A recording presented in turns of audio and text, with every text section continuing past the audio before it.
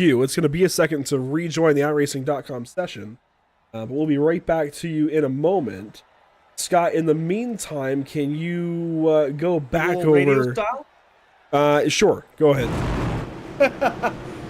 Well, what do you want me to go over? Because I'll go over anything you want here for the viewers. Because look, here at Pit Stop TV, we're going to give you the best product that we're always going to be able to put on the racetrack here. Green flag is out. Michael Moultrie still leading away, followed by Zach Millett, followed by Mendenhall. Mendenhall now down to the bottom on the inside of Millett here through turn 1 and 2. Still in the middle of 2, Jeremy Brown following up in 4th. Then Matt Cherry completes your top 5. Mendenhall exits turn 2 right behind Millett. Can't get ahead of him. Right behind them in 4th and 5th, Matt Cherry, Jeremy Brown getting a little bumper tags here through 3 and 4. On his outside will be the 6 of Dingler, now up 13 positions from the start. Moultrie here leads right from the start on this lap here. Then Zach Millett still and in Mendenhall, Jeremy Brown, Ryan Dingler, Matt Cherry, Dalton Tucker, Matthew Taylor, Austin Wheeler, and Anthony Massotti round out your top 10. Back in the pack, Quentin Lee, guy with some issues here on the inside of Michael Matta, fighting for 22nd. Matta under attack now from Brassfield. 3 wide here in the back. Looking up front, more 3 wide action is for 15th, 16th, and 17th. That's the 99 of Alfie Sharon Jr. Then that 3 of Daniel Wiles. 64 of Russell Black is also in play here, coming back into 1 and 2 here in lap 26. Still 3 wide. Sharon Jr. on the top, Russell Black in the middle, and Brian Wirtz in the 82 up to 5th, 16th here on the bottom. Sharon Jr. still on the top. Him and Daniel Wiles now 2 wide. Wirtz trying to hang it out there. 64 of Russell Black is falling back here. This is all within the mid-pack, 14th through 18th. Meanwhile, new leader, Zach Millett. Michael Moultrie has fallen back to 3rd. He's under attack from Jeremy Brown and that 21 of Dalton Tucker. So while we are away, and in Mendenhall and Zach Millett are now ahead of Moultrie. So it's a new leader for the first time here in the day. Lap 27 is coming to completion again. New leader Zach Millett. Back behind them again, Brian Wirtz now up to the 14th position, trying to take 13th away from Sharon Jr. Wirtz is on the bottom, and look, we're back in the iRacing session. Let's go, baby. It'll take a moment for paints to reload here on iRacing, but in the meantime, we watch on. Zach Millett with the race lead, and in Mendenhall in the 2nd spot, and all these paints are going to look a little bit funny at first. Wait for them to load here as, whoa, the 45 in the wall hard. Matt Cherry. Oh, he's going to get a little bit of a tag there from the 56.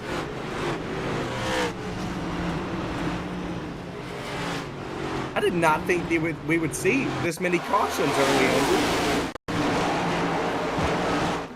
Well, Warren Tires are going to do that for you. Here's the 45 car. Remember, these guys are trying to stay on the racetrack as long as they can on this set of tires. Here's Matt Cherry.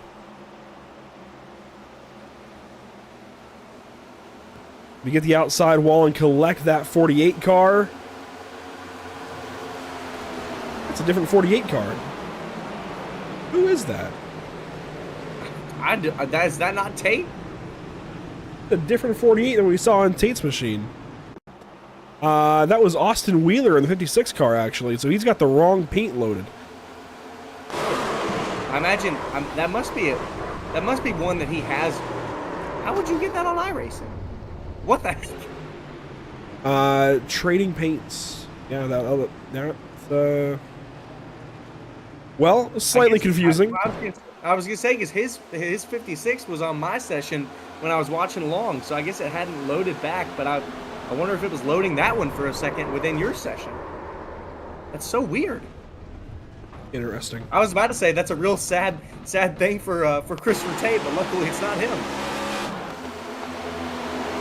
Another look at it here for the 45 of Cherry and 48 of Wheeler. Thankfully, no cards flipping, unlike the 45 at Las Vegas a couple of weeks ago.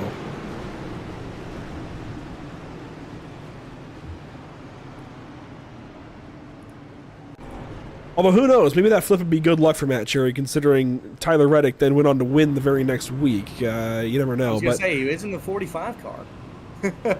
Yeah, who knows? But we do see a lot of pit stops this time. Zach Millett comes in and just about leads the group. Zach Millett, Michael Moultrie, Andon Mendenhall, Adam Benefiel, Ryan Dingler, Austin McColgan all come in.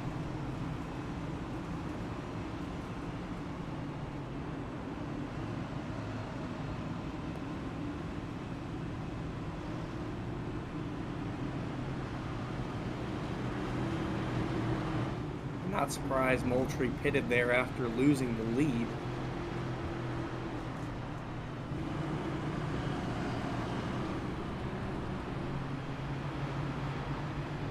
Well, let's repeat that question here, Scott, under this yellow while we have an opportunity. Let's repeat that one more time, especially since now the stream switched with that little bit of a hiccup with the broadcast internet. It closed out the previous stream and jumped over here. So let's repeat that question and redo that trivia question for everybody watching. Well, absolutely. What World Championship event was scheduled to run for 3 years at Las Vegas Motor Speedway, but was only ever held once due to bad weather canceling the other 2 events?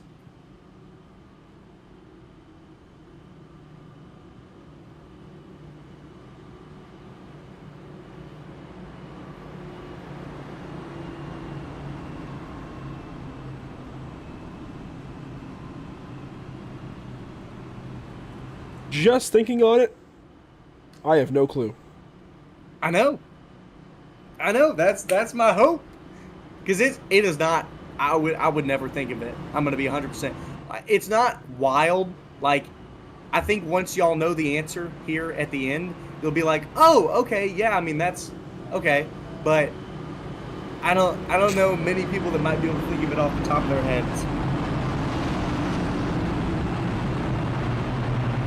Well, it looks like we're going to send these guys back around one more time and double them up and get ready to go back green flag racing. In the meantime, let's take a look at what's upcoming for us at Pit Stop TV. Next up, we head out to Phoenix Raceway. So we're keeping things here on the West Coast. From Las Vegas to Phoenix, Arizona. And that'll be for the Icon Cup Series season finale on November the 10th at 7:45 p.m. Eastern Time. Then Tuesday, November 12th, we are right back to it with the BRB Butt Kicker Cup Series. They begin their 3rd season of racing this coming Tuesday, November the 12th, at Atlanta Motor Speedway. A little bit different from what a lot of leagues do. Most leagues start at Daytona. No, the BRB Racing League is opting to start at Atlanta. Very similar, but a little bit different there, of course, at Atlanta Motor Speedway, at that new Super Speedway complex, if you will. And then Wednesday, we carry on to Charlotte Motor Speedway for the SimRap Market Series. It'll be the longest race of the season, 260 laps. Oh boy, I cringe just thinking of it. 260 laps is a long time there at Charlotte. It's going to be a lot of fun. Into the Geico Restart Zone we'll go to get this race back underway on lap 33 of 174. Green flag back in the air at Las Vegas.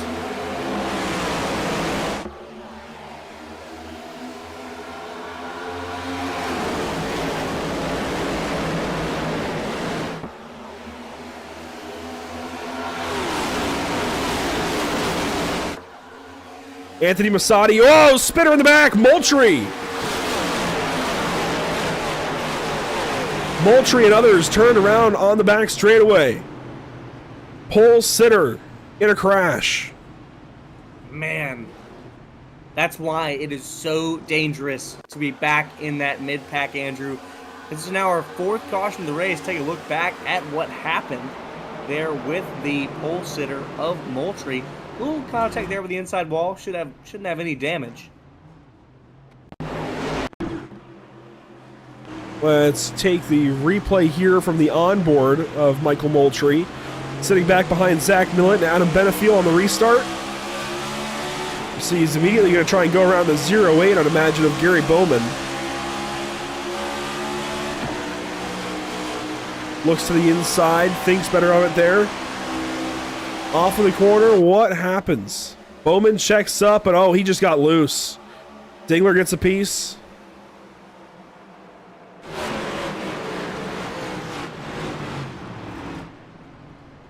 Let's watch the onboard.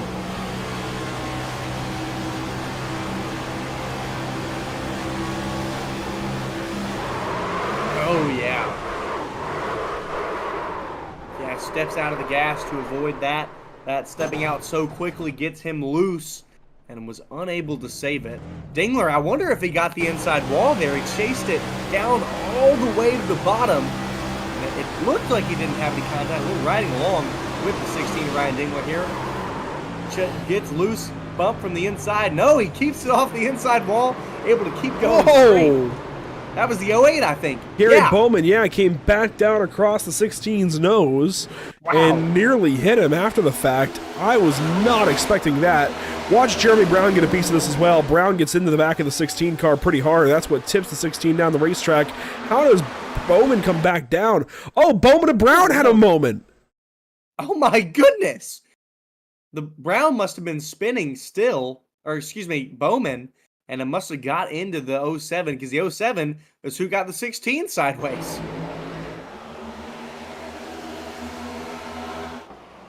Watch the 07 here. Yep.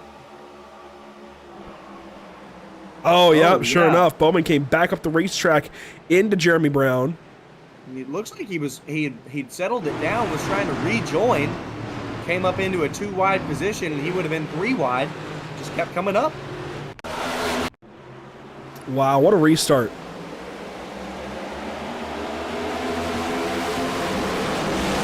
And Bowman went backwards in the restart to bottleneck all of this. He just did not get a good start at all. No, probably was trying to account for that here in turn 2, trying to make it up a little bit. Stepped out and got loose, had to check up, and that started the checkup. Yeah, he was still loose there. Bowman was, so just trying to keep it down. He did the best job he could, honestly. He wanted to keep it off the inside wall for his own sake, but then he saw himself coming back up the track and tried to keep it back down. So a slight moment in the rear for Endon Mendenhall. He goes way low of all of this to try and miss it.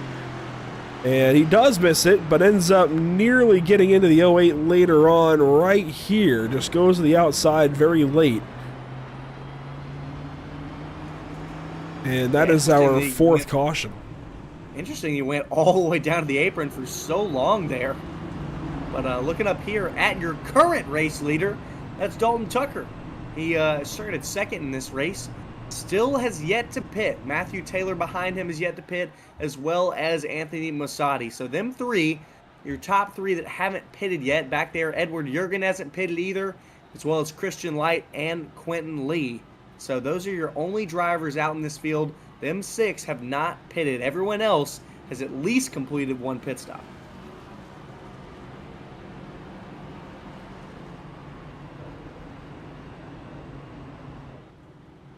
Going to double these guys back up, re-rack them, restack them, and go back racing this next time by on lap 38 of 174. A bit of a slow-going race.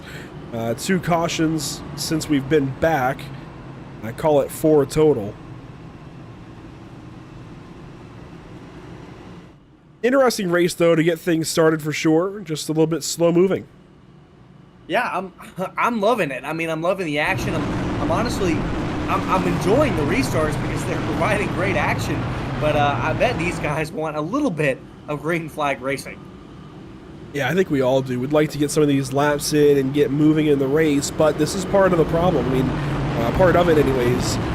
The problem is these guys are fighting the race cars, and this is something that maybe, yes, you have to fight the race car at intermediate racetrack as it is on the fixed setup, the iRacing fixed setup, but this Team Conti setup is built to be a driver's race car. It's built to be a little bit harder to drive and get these guys off the throttle a little bit more. It's not what they're used to. And if they ran officials at Las Vegas a few weeks ago, this car is different now. So it's just a little bit of a challenge, a little bit different, and we can appreciate that for sure. It's just going to be that way this evening. A challenge for these drivers here at Las Vegas Motor Speedway. Here we go. Into the Geico restart zone to get this race restarted. We are back at it and rolling the dice once again at Las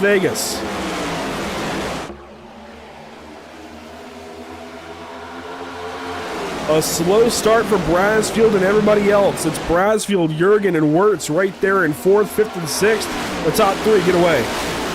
Yeah, Brasfield and Wirtz there had poor starts there. Like you said, allowed those top 3 to get away. Those top 3 again, no fresh tires. They're still the top 3 that have yet to pit. Behind them, Ian Brasfield and Brian Wirtz both have newer tires than those 3. The first car on tires is Zach Millett down in the 12th position. Here he comes through the field now to the inside of Sean Boundy.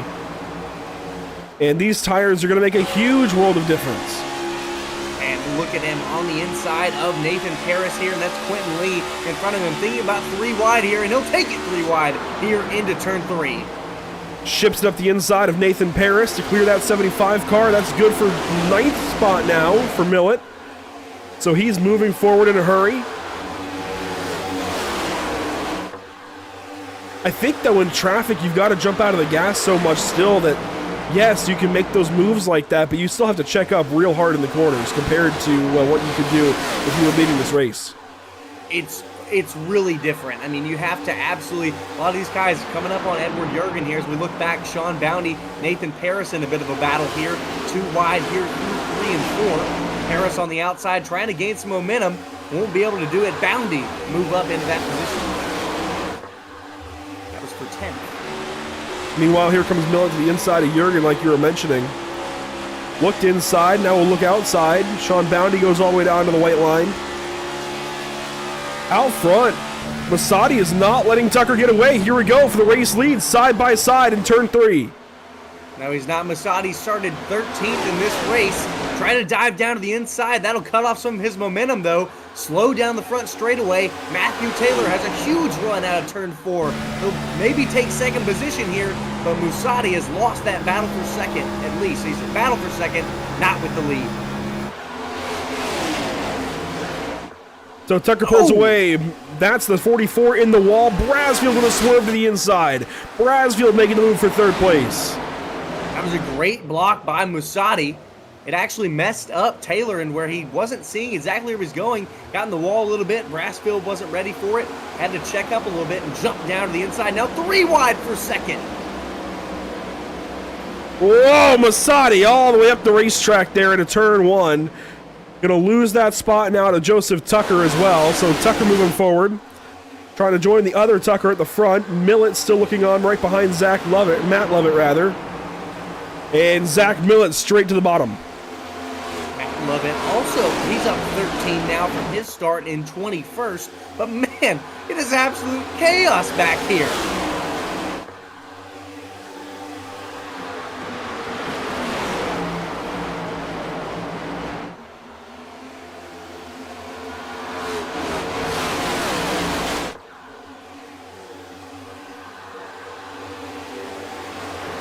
Out here, Millett now in the inside of Brian Wirtz. Remember, Millett, freshest tires here in the field, tries to park it in front of Wirtz, slows down his momentum. Great job there, trying to divide a line here.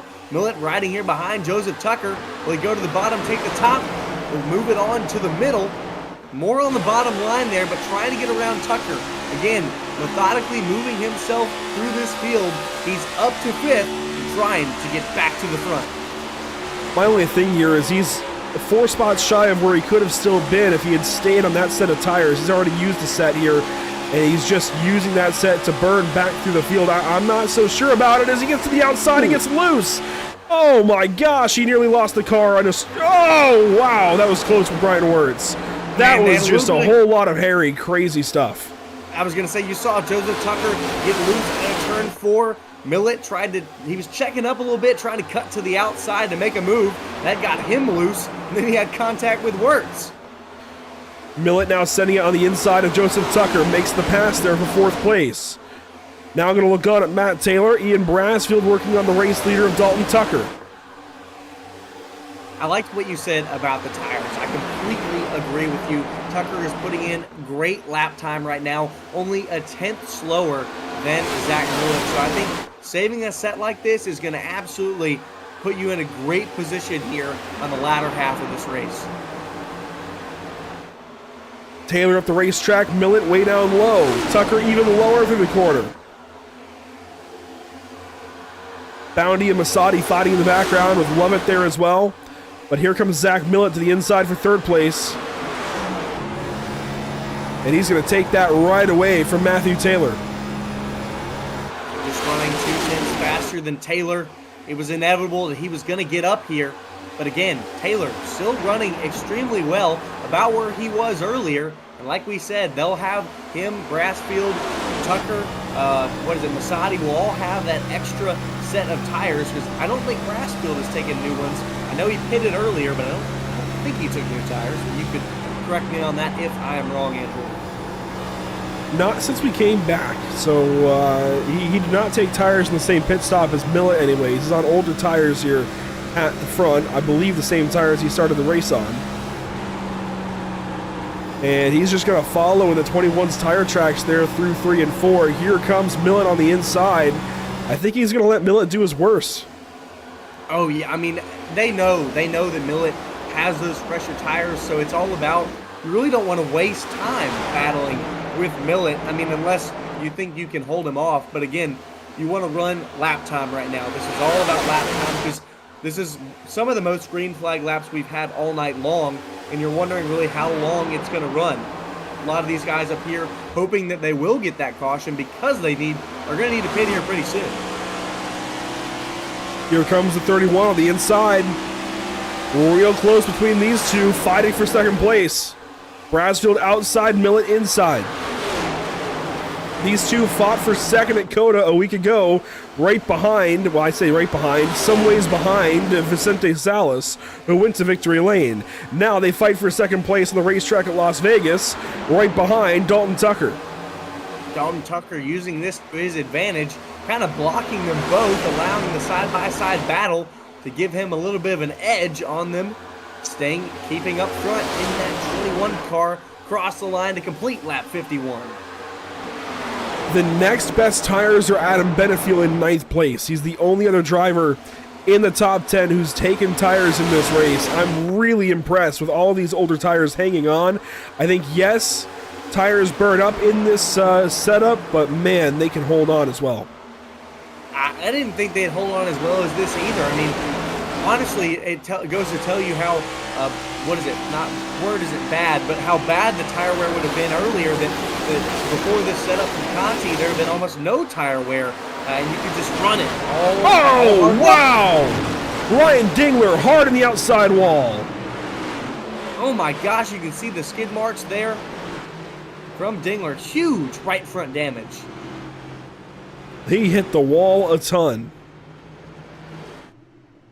Yeah, wow, instantly tows that car back to pit road. Take a look back here at what caused this caution. Huge for those guys we were just talking about, but him and the 20 there on his outside. Racing with the 20, and side by side they go down the front stretch. There's Christopher Tate on the outside. Tate's just going to poke it middle, and oh, the 20 got the wall and ricocheted down into Dingler. That 20, that's Colin Terrell with Panto Racing, and yeah, just tag the wall, entering 1 and 2, bops back down the track, and Dingler was there running the high line. All of this right in front of Jeremy Brown in the 07, who's already seen his fair share of action today. Wow, what a hit. Oh my gosh. Gotta wonder how much damage Terrell has, as well as maybe Tate. That's his second incident he's been involved in today.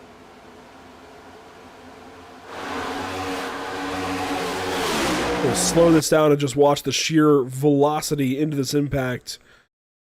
Just gets hooked at the fastest part of the racetrack, and boom, outside wall.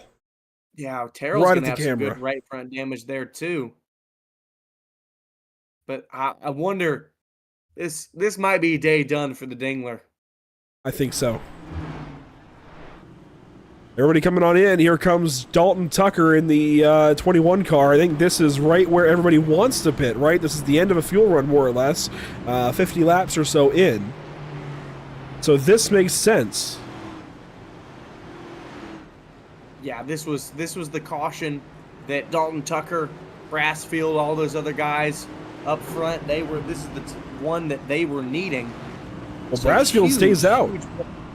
Really? He must have taken 2 earlier then. because he's been on pit road by my charts because I've been able to stay in the session. No, I think he took 4. He was in the box for 14.4 seconds. So I think he took 4. How many laps ago was that? That was 34 laps ago. So it was a caution prior to Zach Millett. So he's on new-ish tires. Yeah. They'll be old comparative now. So Brassfield on a bit of a different cycle. The only other person, most people here have 25 lap old tires. Brian Wirtz has got 44 lap old tires. So most people here, he's the only one on this odd sort of strategy. Actually, Christopher Tate and Nathan Paris are on 34 as well.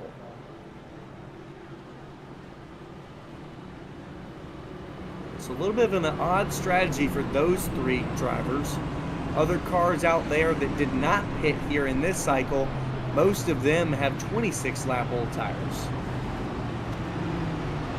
I want to give a thank you to all the partners with the SimRap Market Series. Of course, simrapmarket.com, the namesake of the No Limit Racing SimRap Market Series. Apex Sim Racing, IMB Racewear, Moza Racing, RS Button Boxes, Team Conti Sim Performance, Track Bar Media, The Butt Kicker, Extreme Graphics, and Cyber Edge Hosting. While we have a moment under this caution flag, I want to highlight this evening's presenting partner, Sponsor Paddock. At Sponsor Paddock, we are dedicated to revolutionizing. That right? Revolutionizing? That word doesn't sound right to me for some reason. At Sponsor Paddock, we are dedicated to revolutionizing the world of motorsports by connecting talented drivers and riders with top-tier sponsors. Our mission is to create mutually beneficial partnerships that elevate both the athletes, there we go, and the brands that we represent. Visit www.sponsorpaddock.com for more information. They're based around the world. I saw Las Vegas, New York, Berlin, as some of the offices listed. Check out Sponsor Paddock and see how they can elevate you and your racing career today. And I think that scientist is going to your brain. What's that? I think the science is going to your brain. Yeah. It's interrupting your reading. Revolutionizing just didn't sound right to me for some reason. I don't know why. Hey, big word. It's, let's see, how many letters is that? 5, 10, that's a lot 15 letters? That's too many. Hey, it didn't interrupt your math. Maybe. I'm gonna need somebody to fact check me on that. 15 letters, is that right?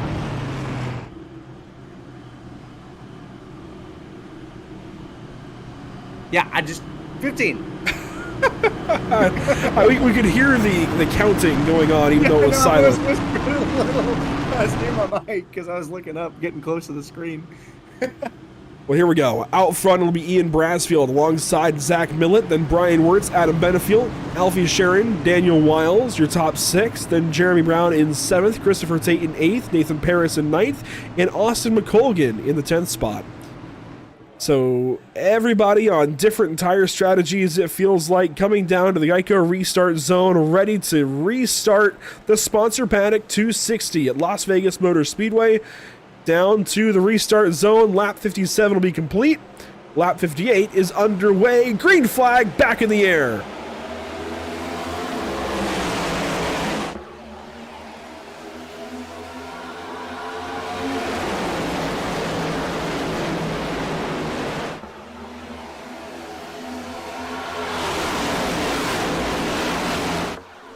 Oh, a big block there from Brassfield going down low. Nobody was really advancing on him, though. I think he was trying to break the draft, actually, on the 31 car. Break the draft and move down low to Brian Wirtz. Here comes Benefield on the inside. Brassfield's about to get swallowed up. And, oh, Wiles, Sharon, in the wall, Tate, and one more. That's Mendenhall. Oh, my gosh. I was so focused on the battle for the lead, I didn't even see it. Multiple cars down through the dirt, through the grass. Daniel Wiles with one of the coolest looking SimRap Market cars on the racetrack in trouble here. Let's take a look back and see what happened. They're so focused on those leaders. I mean, they were 4 cars under a blanket right behind them. Back in the 7th position was here Christopher Tate Alfie Sharon Jr., Daniel Wiles right there, 3 cars right there. Oh, Sharon just got loose and came down and right hooked the 3-car. Yeah. Unfortunate. Tate involved as well, was able to get back on the lead lap from his incidents early. He was just involved, actually, in the past 2.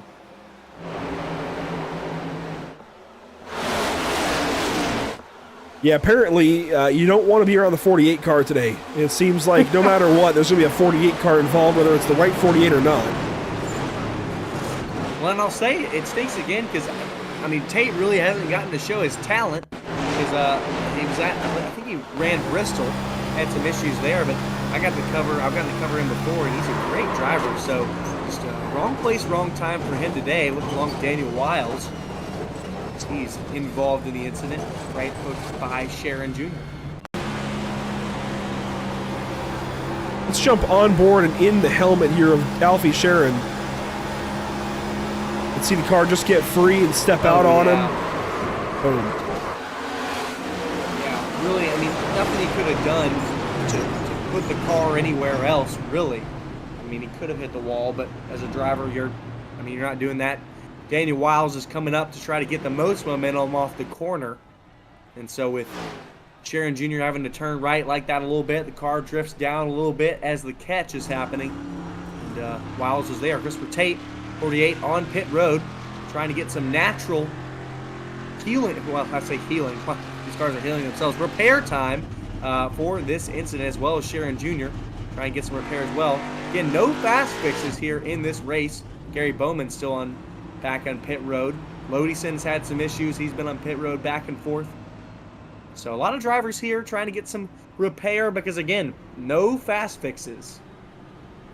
Yeah, no fast repairs really complicates things for these drivers when you have these cautions like this. It's been a string of yellows today. They just can't get going in a run. I guarantee you, if we got to a run, if we got through a run, a fuel run, and got to green flag pit stops, the rest of the race would probably go green. I think so too. I mean, I'm genuinely surprised by this. I mean, we saw at Dega. I think we've seen less cautions as this than we did at the opening race, or sorry, Daytona. That sounds right. I don't recall how many we had at Daytona, but it was a very green flag race. We had 6 or 7 up at pretty much, and those were all near the end. Because I think we used all 3 of our green, white, checkered attempts. But that was all near the end. Everything before that was almost completely green flag. And I think this is our 6th, I think. And I don't want to be misconstrued. This has been a good race to this point. It's just... Absolutely. Yeah, it's been a little touch and go so far. Usually, we would expect a little more green flag racing. It's just been a rough one. Now, I see some conversation about the trivia question out in the YouTube chat. I think we'll give away the answer just like we did it at Bristol at the halfway mark of the race. So we've got a little ways to go. Halfway, and this one will be lap, oh gosh, 87? 87 sounds right. So we've still got a little bit of a ways to go before lap 87 comes around. It's now lap 62. So 25 laps. The next caution thereafter, we'll give that away.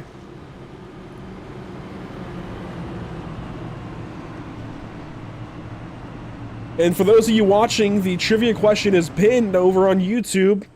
Let us know what your guess is for that trivia question. And around lap 87, we'll let you know if you're right or wrong. The first person to get it right gets a $25 voucher to IMB Racewear.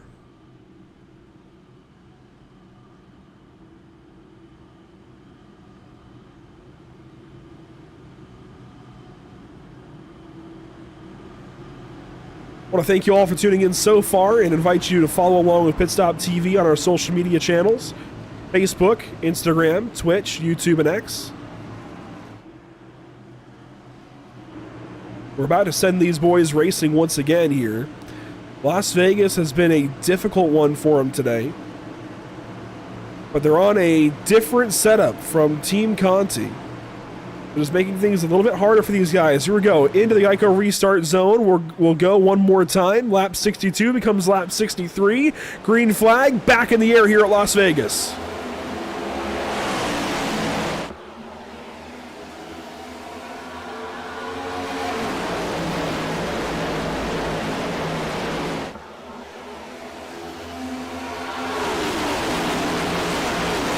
Three Fords bring the field down the Nellis straightaway. And a Chevrolet in fourth, a Ford rather in fifth. It's Michael Moultrie back into the top five.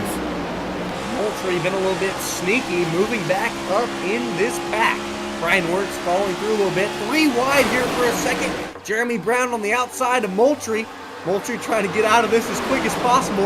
Last time he was in a 3-wide position, well, he was in the back straightaway wall. That was very nearly 4 wide for a moment, but they sorted out. Here comes, that's Jeremy Brown on the outside in the 07 car. He's going to drive down to the inside of turn 3, nearly onto the right front of Brian Wirtz, who slips up the racetrack now. Wirtz sliding up, and there is 4 wide right behind these guys. Look at Nathan Paris in the middle. Oh my gosh, Nathan Paris right here trying to get out of that. Now back to 2 wide. Oh, 2 cars in the wall. Russell Black and Sean Bounty bounce it off of turn 1. Trying to keep it up. Michael Matta moving up. Man, that is so close right here. 3 wide right behind Matt Taylor. Oh my gosh, look at all these cars and all these different spots. I can't keep up with this. I really can't. This is too much for me. Here comes Dalton Tucker through the middle. Brand new tires in that 21 car. Man, Tucker earlier started 19th before the earlier caution after his pit stop. Now up into the top 10. Or he's into 11th. Almost in the top 10. That's 11th. 9th, 8th, I don't know. They're so close together. Contact there, Tucker and Wirtz. Tucker now noses into 9th spot. Looking on Benefield for 8th. Taylor, Matthew Taylor, all the way down to the inside of turn 3 there. 3, 4 wide again. Here we go. Oh, they just hang on. Maybe not. Oh my gosh. Yeah, I know. Taylor also on fresher tires. Pitted with Tucker. He stayed out earlier, but man, it is absolute chaos here, fighting right in this top 10. Back up front, Zach Millett finally back out front yet again. He took the lead earlier away from Moultrie, and now he's back up to it, but Moultrie not done yet here on the inside of Brassfield. Brassfield's headed in the wrong direction. Sean Bounty now in a second spot. Bounty's moving forward. Bounty is on new tires. He's going to drive through to the race lead on the bottom side of the racetrack. Zach Millett still out there, 38-lap old tires. He was in a good prime position earlier on those tires, but after this last pit stop, well, he's a little bit slower than everyone else. Bounty to the lead. A couple of cars down the racetrack. Russell Black, that was one of them. He went all the way down to the apron nearly. Came back up onto the racetrack and hangs on to things. Brian Wirtz going to slide around. Masadi gets hit there by Black. Caution, Russell Black.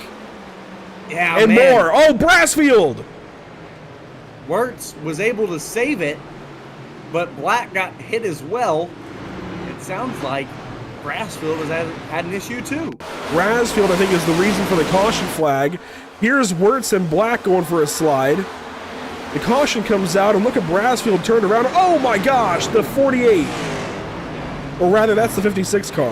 I was going to say, that's the 56 hiding in disguise. Let's see what happened to Brassfield here. There's a lot to digest here. Racing with Michael Moultrie. Had such a good run going. Slips to the inside there. The 29 car goes for a move here in turn 3. This was a battle for 4th at the time. Got tight, couldn't go anywhere. Got out of the gas. Moultrie up the racetrack, came down into Brassfield. And that hooks the 29 as well.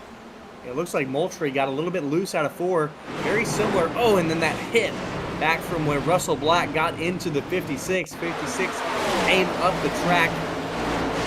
Brassfield's going to have to get damage credit from that one. Almost a very similar issue to what we saw earlier. Moultrie for that slide just hangs on to the race car, stays in it. Oh my gosh. I mean, I think this is what you expect with 40 cars at Las Vegas. Here's Austin Wheeler in that 56 car. He went high to miss black. That's what happened. Wow. Yeah. I was wondering how in the heck he got into that car. Yeah, I don't know. Well, that tells us. We'll watch it one more time for Brasfield first, and then flip back to the 56 car of Austin Wheeler.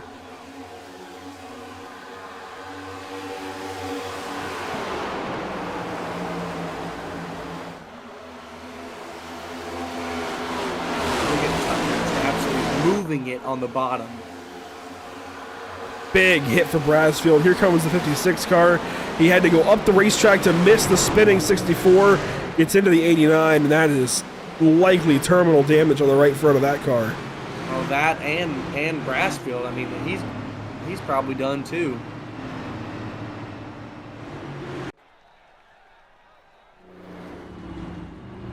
And there you see Brasfield in the pit lane. Yep. I imagine he'll be there for quite a while if he's at all able to return. Austin Wheeler will probably be there for a good bit as well. Saw that hard contact with the wall. Daniel Wiles was involved in an incident earlier. Back in the race. Market Series car. Back in the race now. That is an awesome paint scheme. Very much fall themed. Yeah, back in the race and now back to pit road. Sean Lodeson's one lap down, trying to get back in this race as well. I believe Wiles was the lucky dog driver. I've got the 48, Christopher Tate. Aha. So Wiles might have been a lucky dog recently, and he's trying to catch back up on the damage. I was going to say. Because I think, yeah, Wiles currently, it says that he's on the lead lap, so he didn't want to stay on pit road for too long. Yep, he's already coming off.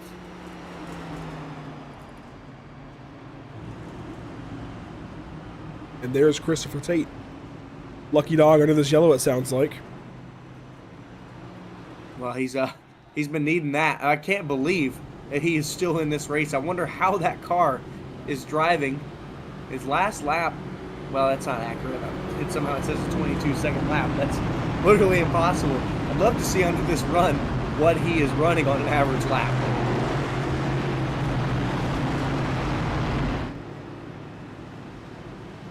We're lining him back up, Andrew. Yeah, we're going to send him around one more time. Ninth time? Well, let's see. So add 2 cautions to this number, so we'll say 7 now. Yeah. Yeah, again, this is not me criticizing in any way. This has been great racing. I'm just genuinely surprised, but this is what you get when you have drivers that are absolutely going all for it. Because again, like we said, every point matters to try to make it into this top 12. And with some of these drivers, like we talked about, Spencer Ray and a few others that are in that top 12 right now, currently not in this race, that things are going to move. Ryan Dingler out of this race now. Dalton Tucker battling up there. Daniel Wiles just a lap down. So a lot of these guys, Sean Bounty up in the lead. So got a lot of things changing and moving around here right now. Yeah, this top 12 will be completely different next week when we go to Charlotte. That's my bet. But here we go, just shy of 100 laps to go. We're going to work back out of turn number 4 into the ICO restart zone. Let's go again. This will be restart number 8, I believe. 7th caution of the evening. Green flag back in the air. Bounty off the top side of the racetrack this time. Green flag.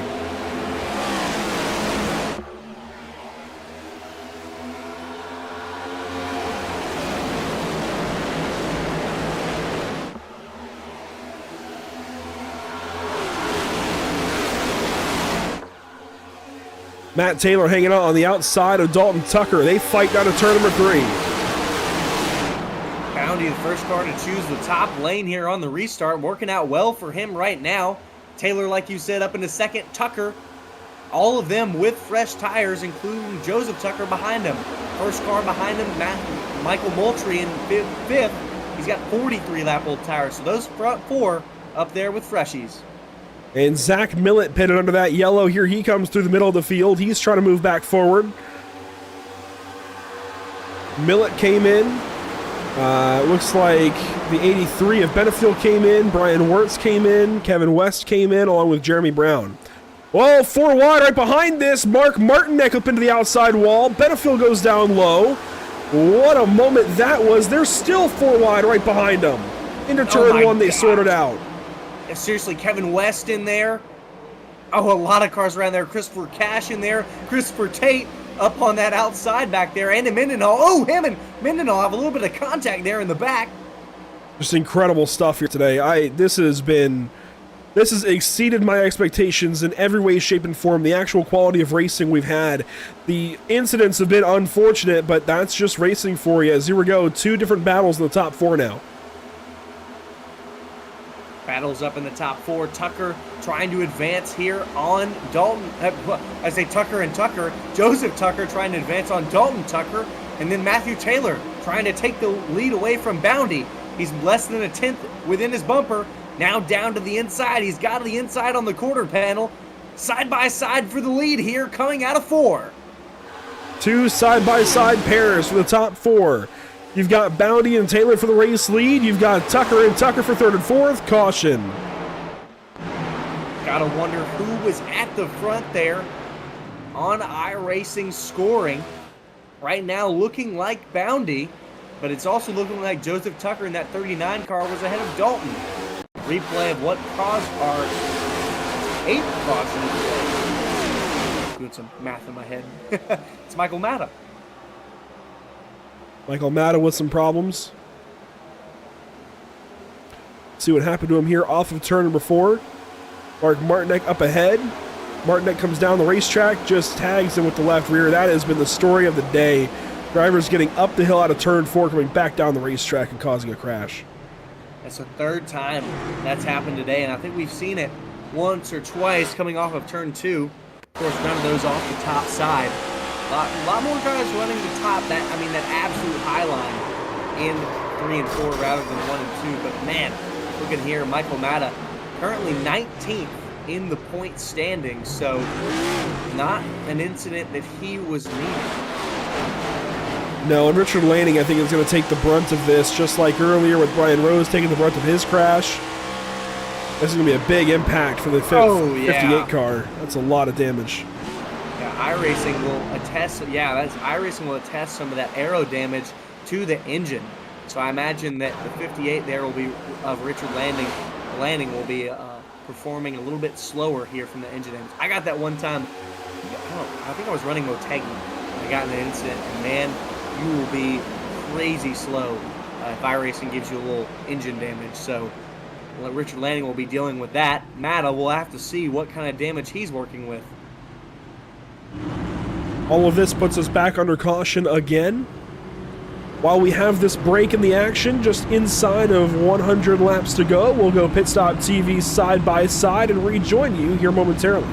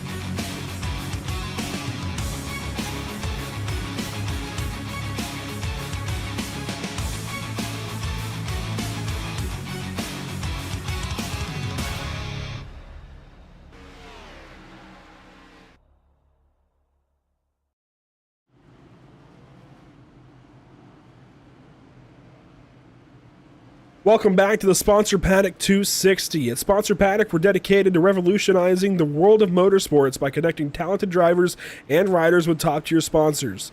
Our mission is to create mutually beneficial partnerships that elevate both the athletes and the brands we represent. Visit sponsorpaddock.com for more information. This is the Sponsor Paddock 260, and boy, it has been a fun one so far. Approaching halfway through this 260-mile race, nearly to 130 miles complete. Matthew Taylor will restart on the inside of Sean Boundy, the race leader. Joseph Tucker, Anthony Massotti, row number 2, then Edward Jurgen and Jared Wishon, your top 6, before Zach Millett and Matt Sherry line up in row 4. Brian Wirtz and Christian Light will complete your top 10 coming to this restart.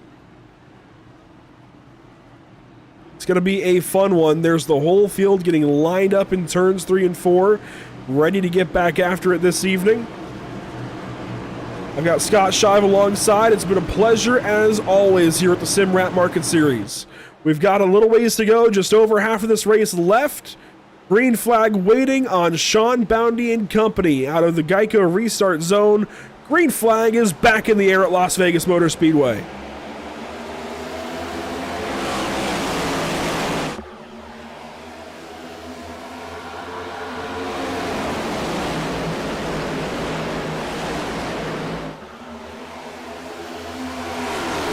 Nearly 4 wide, deeper in the top 10, but out front, it's Sean Boundy down the Nellis straightaway into turn number 3. Matt Taylor there didn't get the best of restarts, backed up that inside line, allowed Massotti to go up there, and now battle for the lead on the inside of Boundy.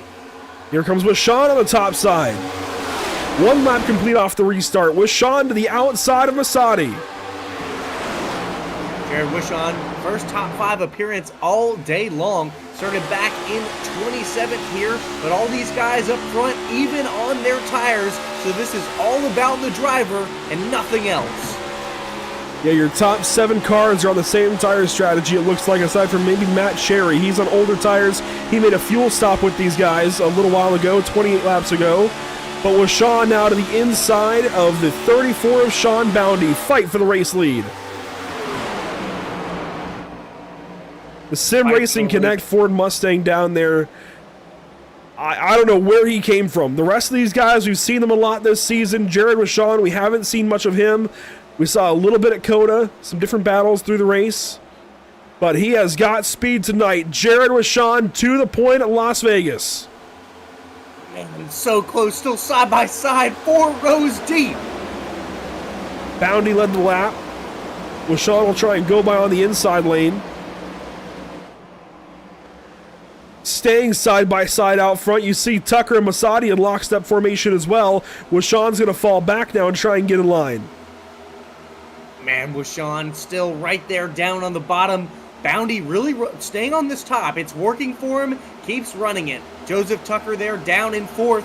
Outside of him, Matthew Taylor, but up front, still side by side, 3 laps in, 27-34.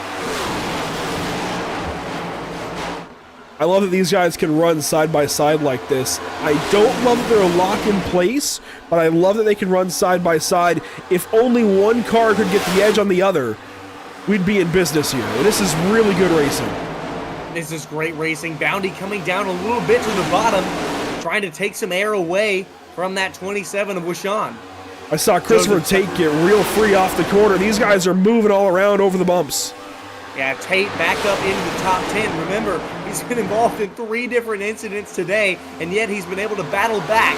Fighting here with Jeremy Brown, but again, up front, 3 wide. Tucker trying to cut 3 wide for second position. Boundy still on the top. It was 3 wide for the lead. That side draft pulled the 27 back. Caution. It was for just a second. Boundy had that momentum. Oh no, the 75 of Paris. Had such a good day at Circuit of the Americas 2 weeks ago. Started this day up front. And finally, the 75 involved in an incident. He was just around the top 10 as well. You see Jeremy Brown, Christopher Tate, Brian Wirtz. Brown moves up in front of the 75. Oh my gosh. Look who's on his inside. It's Christopher Tate. That poor goodness. 48 car. Well, we got to get a different view there, because I wonder if Paris was coming down or if the 48 of Tate was coming up there. Not sure what happened between them. Oh yeah, looked like the 48 was trying to side draft there and got a little bit too close. I don't think either driver did anything wrong. I mean, it's definitely a racing incident. I mean, Tate is just trying to take a side draft there on the 48, the 75. Looks like Jeremy Brown there slowed up the 75's advance on the outside a little bit, and might have been that Tate was trying to move up, but then the 75 was bounced back because of that checkup by Jeremy Brown. Let's watch that back one more time.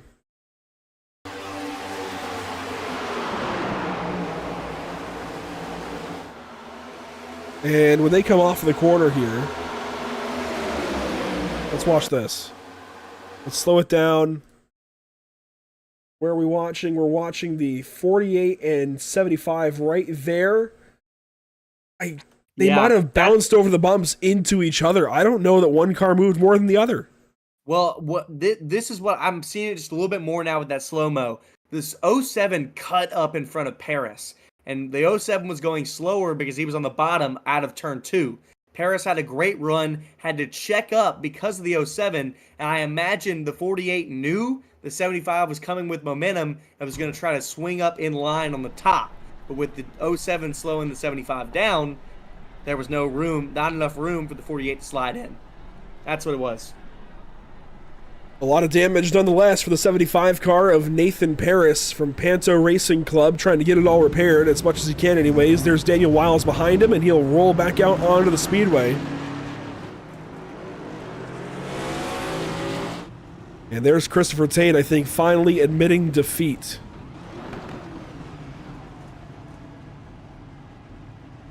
I wouldn't be surprised. One of the other Panto cars into the pit lane, that was the 4 of Cody Ellis. Yeah, I wouldn't be surprised either if the 48 called this quits after this. But I also wouldn't be surprised if he was getting some damage repair and was coming back, because he's had no quitting him today yet. True that. Wiles and Paris come back in.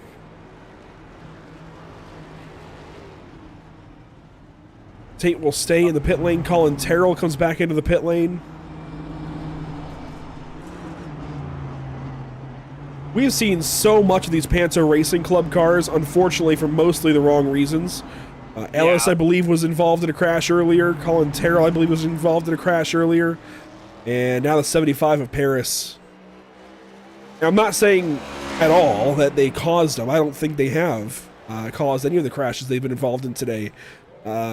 It's just that poor team has been run through the ringer these last few weeks to get the season started. They have been. I mean, and Nathan Paris running second in our points. So, again, needing a good day, and he's going to have to try to rebound from this. But those Panto Racing cars, they run throughout the field, and when you get in that mid-pack in any way whatsoever, I mean, it gets dangerous. I mean, we've seen crashes from in the top 5. So, really, today, there's really nowhere that you're quote-unquote safe, but I'd rather be up front than in the back. Well, Scott, we've hit halfway. We've gone on past halfway. That means it's time to reveal the answer to your trivia question. Well, the answer was the Red Bull Air Race World Championship. The track hosted the race in 2014, 15, and 16, but in 2014 and 16, it was rained out, and then there was a high wind in 2016. So, and we had someone in our YouTube chat, Gabe. I believe it's I don't know how to say your last name, Gabe. I'm not gonna try, but you know who you are. Congratulations! I think you're the first one to say it. Red Bull Air Race World Championship. Gabe Snedeker, I believe. There we go. I'm gonna go with that. So Gabe Snedeker, there we go. Get in touch with us at Pit Stop TV. You are correct. You can email me directly, Andrew at pitstoptv.com. Again, that's Andrew at pitstoptv.com. We'll get you in touch. Into the Geico restart zone once again. Here we go. Rinse and repeat. Green flag back out at Las Vegas.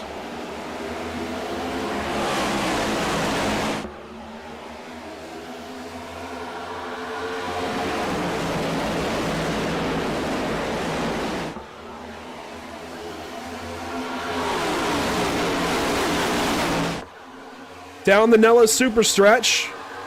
Into turn 3. Here comes Zach Millett right back into the lead fight. Through the middle, here he goes. Man, he's been charging hard all day long. Masati now on the inside. He's to the lead inside of Boundy. Millett moving along the inside with him. He's up into second. Now dives down the inside in turn 1, trying to go around Masati. Caution.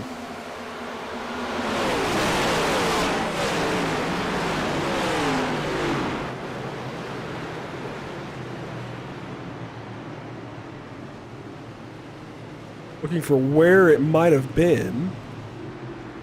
Oh, Matt Cherry. In the 45. Can't get a break this season. No, he really can't. And I know he's frustrated because he has had speed. We saw him running up front, up in the top 10 most of today besides his pit cycle. So another frustrating. Oh my gosh, Dalton Tucker, Edward Jurgen. No, not Edward Jurgen. Not again. I was literally thinking earlier when he was running in the top 10 of, oh my gosh, no one's run into him. Nothing's happened to him. Good for Edward Jurgen. And here we are. I was really happy for him. See what happens here into turn 1 this next time through. Cherry is ahead of these two. But how do they involve him in the crash? Oh, it must have started with Cherry. Oh, it did. Oh, yeah, there it is. Oh my gosh. Oh, Dalton Tucker. He led a lot of laps earlier, but that's going to be heavy right. And Dalton Tucker has disconnected from this race. Dalton Tucker is done. That's to be expected after a hit like that.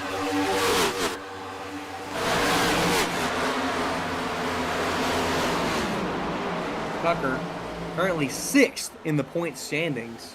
So right now, with him out, that's going to relegate him.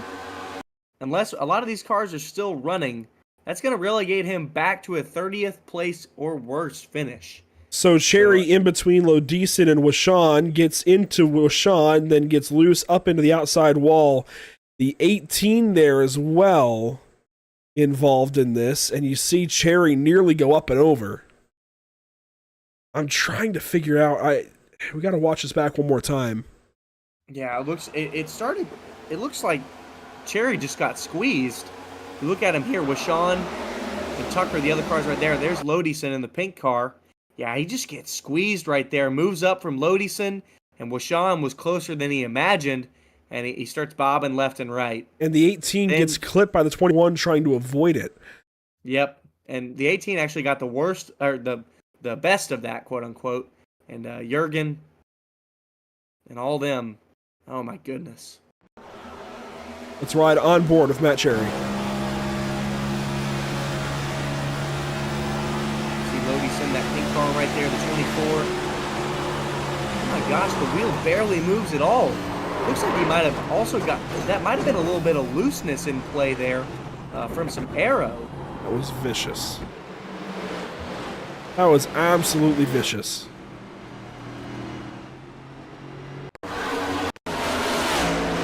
Next up, on board with Dalton Tucker out of Georgia.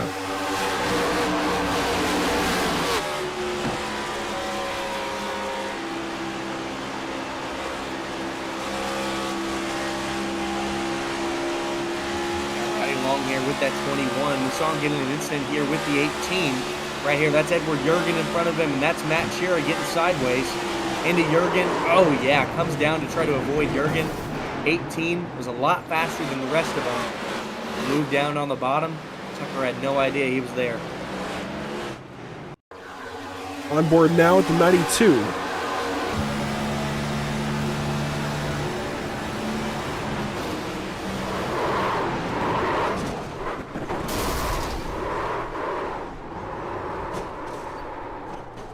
Also a pretty vicious hit.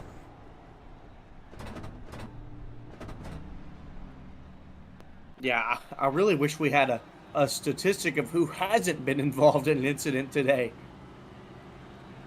I think there's still a healthy list of drivers who have not been in a crash yet. But boy, it's getting shorter and shorter, caution by caution, as you'd expect. We're getting through it though, 9:34 Eastern. We started this race around 8 o'clock. So this is starting to wear on a little bit. It comes down to the drivers though, and I think they're just having maybe an off day. I think they're coming to grips with the race car. It's a little bit of a more challenging setup from Team Conti, and I love that. It's just got the best of them.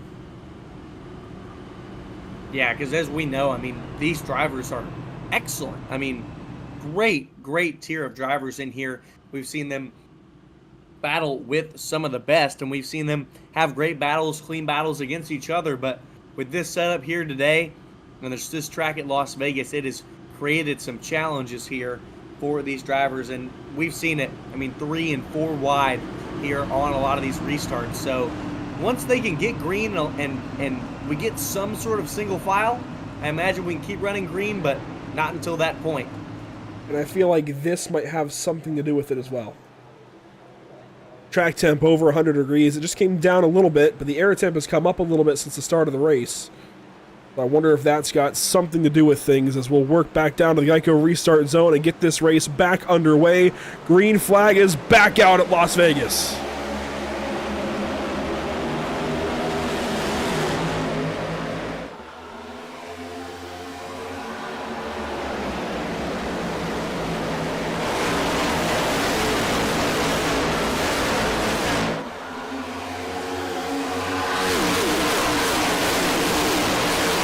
The entire field down to turn 3. Here we go. Wow. Love to hear those cars come roaring past. Matthew Taylor there in third behind Zach Millett. Now the 01 of Kevin West, who is outside on the attack. Good to see Kevin West up here. He's on a bit of an alternate tire strategy. Everybody's on different tire strategies tonight. We've kind of given up on following it, but we'll update you as best as we can if we get going green. Everybody's on a different tire strategy, though. That's what you need to know. Everybody's on something different. Most of these guys up here in the top, I believe on the same. Millett a little fresher than Anthony Massotti, Kevin West, and Moultrie. My ATVO quit out earlier, and so I lost the statistics as well. But again, single file out here in the front with the first 6 cars. Not anymore. Not anymore. Here comes Zach Millett right back down to the inside looking for the first place. He's got it into turn 3 by a nose. Kevin West trying to follow him through on the inside of Massotti. Kevin West started back in 41st position here today. Did not qualify. Now he's up to second. New leader though, Zach Millett. Second time up front today. Here comes Michael Moultrie on the inside. He looks down to the inside of the 01 of West. He's got position down there and will try to roll on by, but West will have the run off the corner. You see the 31 break in the draft. Massotti pulls back up alongside that 29 car of Moultrie. Have some good momentum here, but Moultrie might be able to clear him off turn 4. He will. Michael Moultrie, 29 car, back up into third. Now on the lap 102 of 174, they're starting to click off. I'll knock on wood just to be safe. I was gonna say. Kevin West in second, Michael Moultrie in third. These guys racing for the first position behind Zach Millett.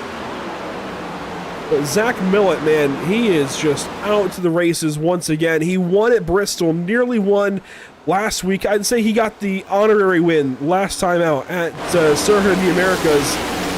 He's nearly going for 3 in a row. Nearly, as there's a crash. Caution. Crash in the back. I was just about to say, I think as long as the 31 and the 29 don't get involved in an incident, I think those are the 2 leaders for this race. I think that will who it will be that it will come down to as we look along with the 4 of Cody Ellis at Panto Racing. I'm actually not sure who was involved in this. Good to see Brassfield still in the race, have that heavy contact earlier. earlier. Rangel down the racetrack, and Brasfield gets tipped. Oh, goodness. Colin Terrell into the outside wall. Yeah. Look at that 18 got real. We've seen it time and time again. Cars loose off of turn 4. Norman Rangel in the 18 car. This is his first race of this season in that 18 car. I believe he ran one other, and I don't recall where, but I've heard the name before. Okay. I can't think of where he ran, but yeah, he just got free off the corner, comes up into Terrell nearly. And the 18 gets away scot-free, the other 3 crash. He does, and he got scot-free away earlier when he bounced off of Dalton Tucker. That's 2 in a row. On board with Colin Terrell. Looking for Colin Terrell. Meanwhile, we've got cars doing some pit stops. Yeah, Colin Terrell slams on the brakes there. Right behind him, that was the 56. Had no idea. 56 tags Colin Terrell. 56 goes up and takes out 89 of Brasfield. Michael Matta, Masadi, 64 Russell Black, Kevin West, Matthew Taylor, all on pit road. There's Vincent Short out of the pit lane. Michael Moultrie there. I was going to say Moultrie. Moultrie and West, I think, are the highlights of drivers pitting out of this yellow. I would include Matthew Taylor in that as well. Masadi even. So those are the 4 real highlights of the drivers that pitted. Yeah, those 4 running up front most of the day. I mean, we saw Masadi start outside of the top 10, mired back there for a little bit through the first cautions. But after that, after the first pit cycle, he started to move up. So Masadi been hanging out there. West started in the back, able to move through this field, trying to keep himself up front. But these guys, looks like they're going to start right where they don't want to be, right in the mid-pack. And hey, guess where Michael Moultrie started last time he was involved in an incident after he pitted? In the middle of the field. 19th exactly. So yes, right in the middle. And he's lining up 19th yet again. Well, he's got a few cars pitting ahead of him, so that might help him. It might. Christopher Tate coming to pit road again. He's still alive. He's still in this thing. Hey, it's never over until it's over or your engine's hanging out. One of the two. Rangel continues on. Austin Wheeler's back in the pit lane. Christopher Cash has seen some trouble. He's still in this thing, though. There's Ian Brasfield. Colin Terrell, so 9 laps down, is back in the pits. It's been a rough day to be a Panto Racing driver. It has been. Number 4, Cody Ellis, we're in 29th. Colin Terrell in 33rd, like you said. So, and then I think Nathan Paris is doing better. He's in 14th right now, still on track after his incident earlier. So, a lot of these drivers, I would say Millet. Let's see, Mendenhall, McLaughlin, Martinek's been involved. Christian Light has not been involved. So. Lovett has not been involved in anything. I think Boundy was. Cullen Johnston hasn't been anything. So probably 10 cars right now, at least in this front part of the field, have not been involved in anything. But I think there's more cars than not that have been involved in something today, Andrew.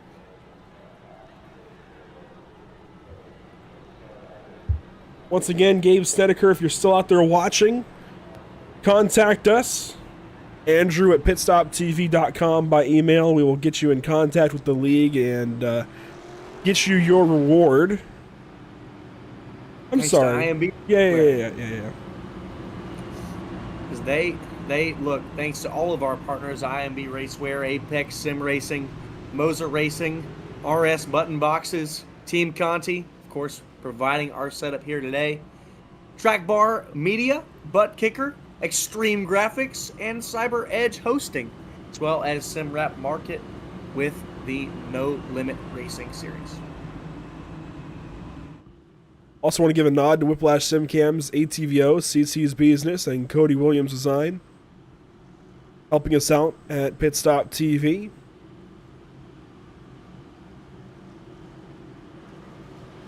We're going to turn them loose one more time inside of 70 laps to go. It'll be Zach Millett, then the parachute that is Jeremy Brown's front end. Brian Wirtz, Andon Mendenhall, Austin McColgan, Quentin Lee, Christian Light, Mark Martinek, Matt Lovett, and Joseph Tucker, your top 10. And there is a big old dent in the nose of that 07 car. Let's see how it works out for him on this restart. Coming to the green flag, restart zone, green flag, back in the air.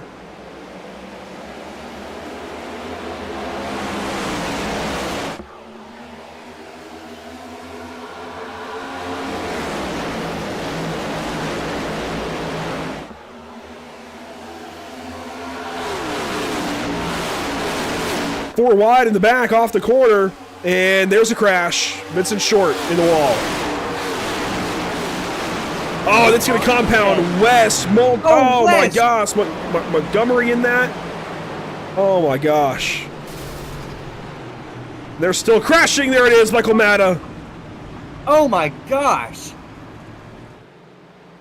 Oh, that's got to be day done for the 95. Disaster. Day done for the 88 of Matta. Day done for the 95 of Short. Vincent Short was crashing from turn 2 to turn 4. Here we go. Looking along with that 95. Four wide right here. Moultrie on the inside. They managed to make it through that, but a little quick of a change there. Not sure exactly what happened, and then Short came back down the racetrack, and that caused even more chaos. Deason gets involved. And Vincent Short somehow hits the, oh my gosh. 88 came back down the racetrack. Thank goodness that this is the iRacing. That was not in real life. Well, let's see how this happened again. Watch the 95 and the 01. West pokes his nose to the outside of the racetrack, goes around Gary Bowman in the 08. When they come off the corner, they clear the 08. West gets the wall. He keeps it in the wall. Vincent Short just kept coming up the racetrack. Yeah, and you see West bounce off the wall there. Came down almost the smallest of margin, but I think that 95 of Short was coming up no matter what. See, Michael Matta gets spun there, and oh my goodness. I think Kevin West will be fine, but I don't know about Lodison. I think the 95 is definitely done. The 9 of Matthew Montgomery got a big piece of that as well. It's right on board. He's kept it pretty clean all day. Haven't seen that yellow machine involved anywhere until now. Big hit there. You see Matta go for the spin as a result, and almost had it, got down to the apron, overcorrected, hits the wall. Oh my goodness. Yeah, that'll be day done for him for sure. If not for that front engine damage, the hit from Short. So Montgomery in the pit lane, along with others.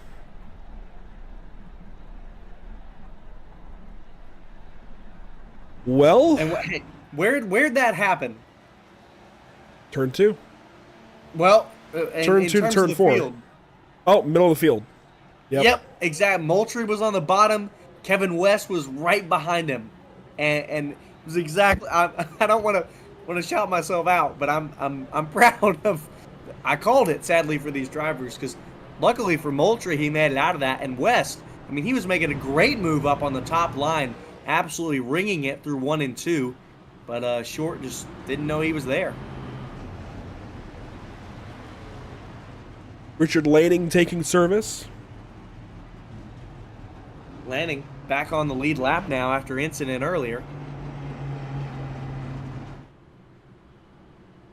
Oh, penalty for the 07 of Jeremy Brown, changing lanes on the restart. You know, I thought I saw him do that. Yep. Gotta be careful. Gotta get to the start-finish line first. There's no joke in this series about penalties. A lot of guys get penalties for running through too many boxes in the pit lane, and you gotta stay in your lane on those restarts. 07 in the Elite Designs parachute machine. He'll be relegated to the back of this lead line. Teammates to Jared Wishon over there at Elite Motorsports. Driver out of Virginia going to the rear. Well, exactly the last place he wants to be. as we've seen our incidents. I've also just seen that Jeremy Brown's chat has been disabled. I don't know what that's for. He might not be happy. No, probably not.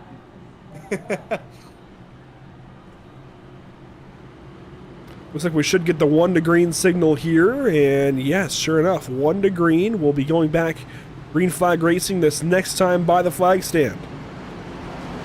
Look at this. Mendenhall back up near the front. Yes, Andon Mendenhall back into this thing. He started While these guys... Yeah, go ahead. While these guys pace around under this next caution and come around to the green flag this next time by, let's take a look at what's upcoming once again here at Pit Stop TV. A lot of NASCAR Cup Series style racing. These NASCAR Next Gen cars are in use a whole lot on the channel. Because next up, we close out the Icon Cup Series at Phoenix Raceway on November 10th. That'll be a fun one. 37 races in the making. Yes, I said 37, not 36. 37 races in the making for whoever wins the championship. It's down to Nathan Finnegan, Brian Smith, and Charlie Widener. The 3 drivers left eligible to win the championship. Technically, Vincent Noria would be, but he's been parked the last 2 races. Yes, there's drama. You got to tune in to find out everything going on in the Icon Cup Series on Sunday, November 10th. Here we go, out of turn number 4 to the Geico restart zone one more time. Everybody hold in your lanes till that start-finish line. Green flag on the way, and green flag is dropped. Green flag one more time. Let's try it again.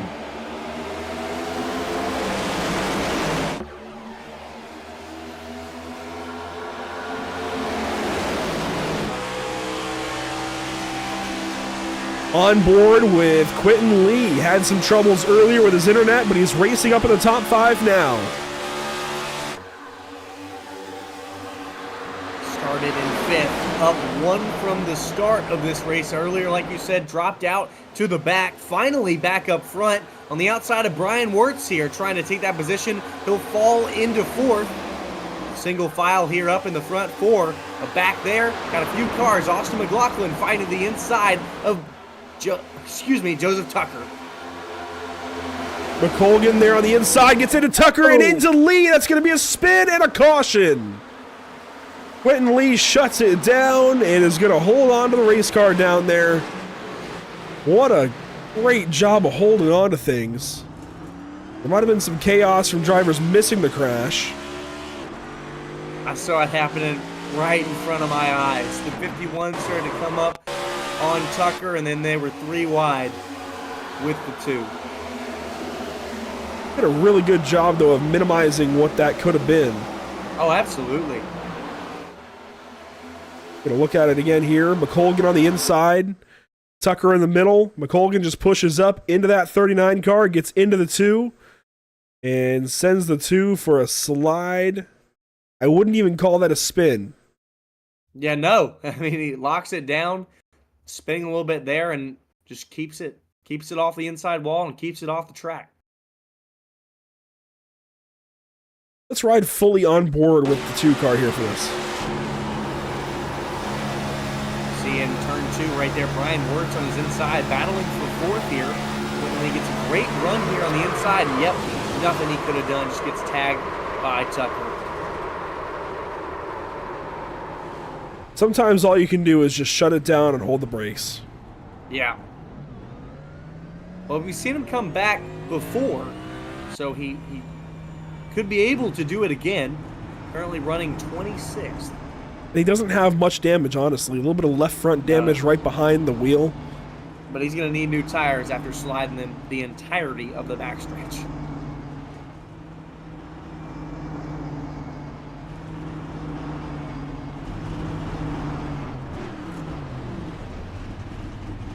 He'll come in for service. You see Vincent Short there in the background. Jeremy Brown taking service after his penalty. And Zach Millett continues to lead this race. He is now up to 20 laps led since rejoining the sim some 100 laps or so ago. He led that opening portion of this race. It's good to see him back out front. Moultrie up to 13th now since his 2 cautions ago since he pitted. So still on fresher tires in comparison to some of these other drivers. I think I'm guessing here because again in my session, I know he's 11 laps old tires. So the only people in front of him that have fresher, well, not fresher tires, but fresher than everyone else would be Joseph Tucker, Sean Boundy, Jared Wishon, and Matt Lovett. So those are the guys, and Nathan Paris. So those are the only guys up there that have fresher tires as compared to some of the others up here within the top 10. That's bang on. That's perfect. It's exactly correct as far as who's up front and who's got tires. Christopher Tate looks like has some of the newest tires, 7 laps old in 15th. Talk about Tate. He's been in, I think it's 4 or 5 incidents. He's on the lead lap and he's running in 15th. I don't know how. I don't either. The T-Top Manufacturing 48 car of Christopher Tate still in this thing. Hey, it ain't done until it's done. That's perseverance for sure. No, seriously.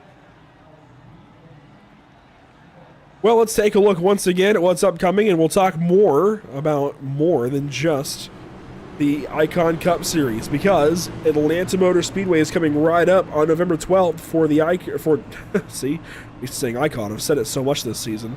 For the BRB Butt Kicker Cup Series. Last season for BRB, we covered the back end of their season from race 9 through race 18.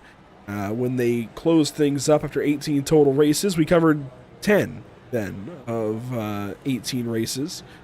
And boy, was it fun to jump in mid-season, learn the names, and carry on to the championship. But this time, we're going to have the full season of coverage, beginning at Atlanta Motor Speedway with their season opener. Then they'll go to Phoenix and Dover and some other places along the way. They're even going to the Red Bull Ring, somewhere in the middle portion of the season. Yes, the Red Bull Ring in Austria. So a very unique schedule there for the BRB Butt Kicker Cup Series. Last season they had a dirt race at Eldora.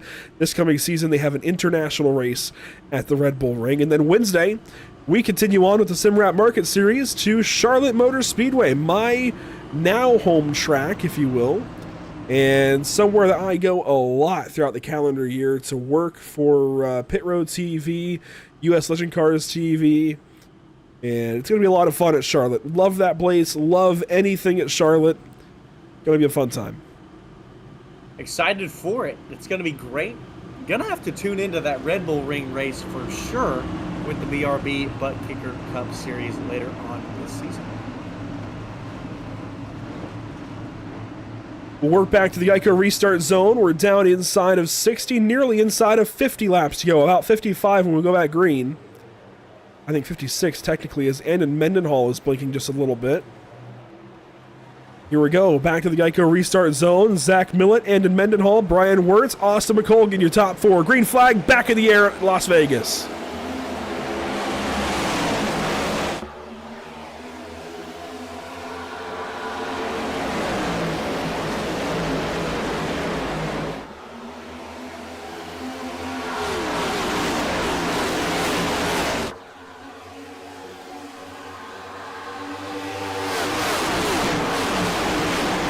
Through 3 and 4, you see everybody fanning out across the racetrack. Everybody taking a different line through the corner, trying to get the run off the corner and get up to Zach Millett, who still leads this thing.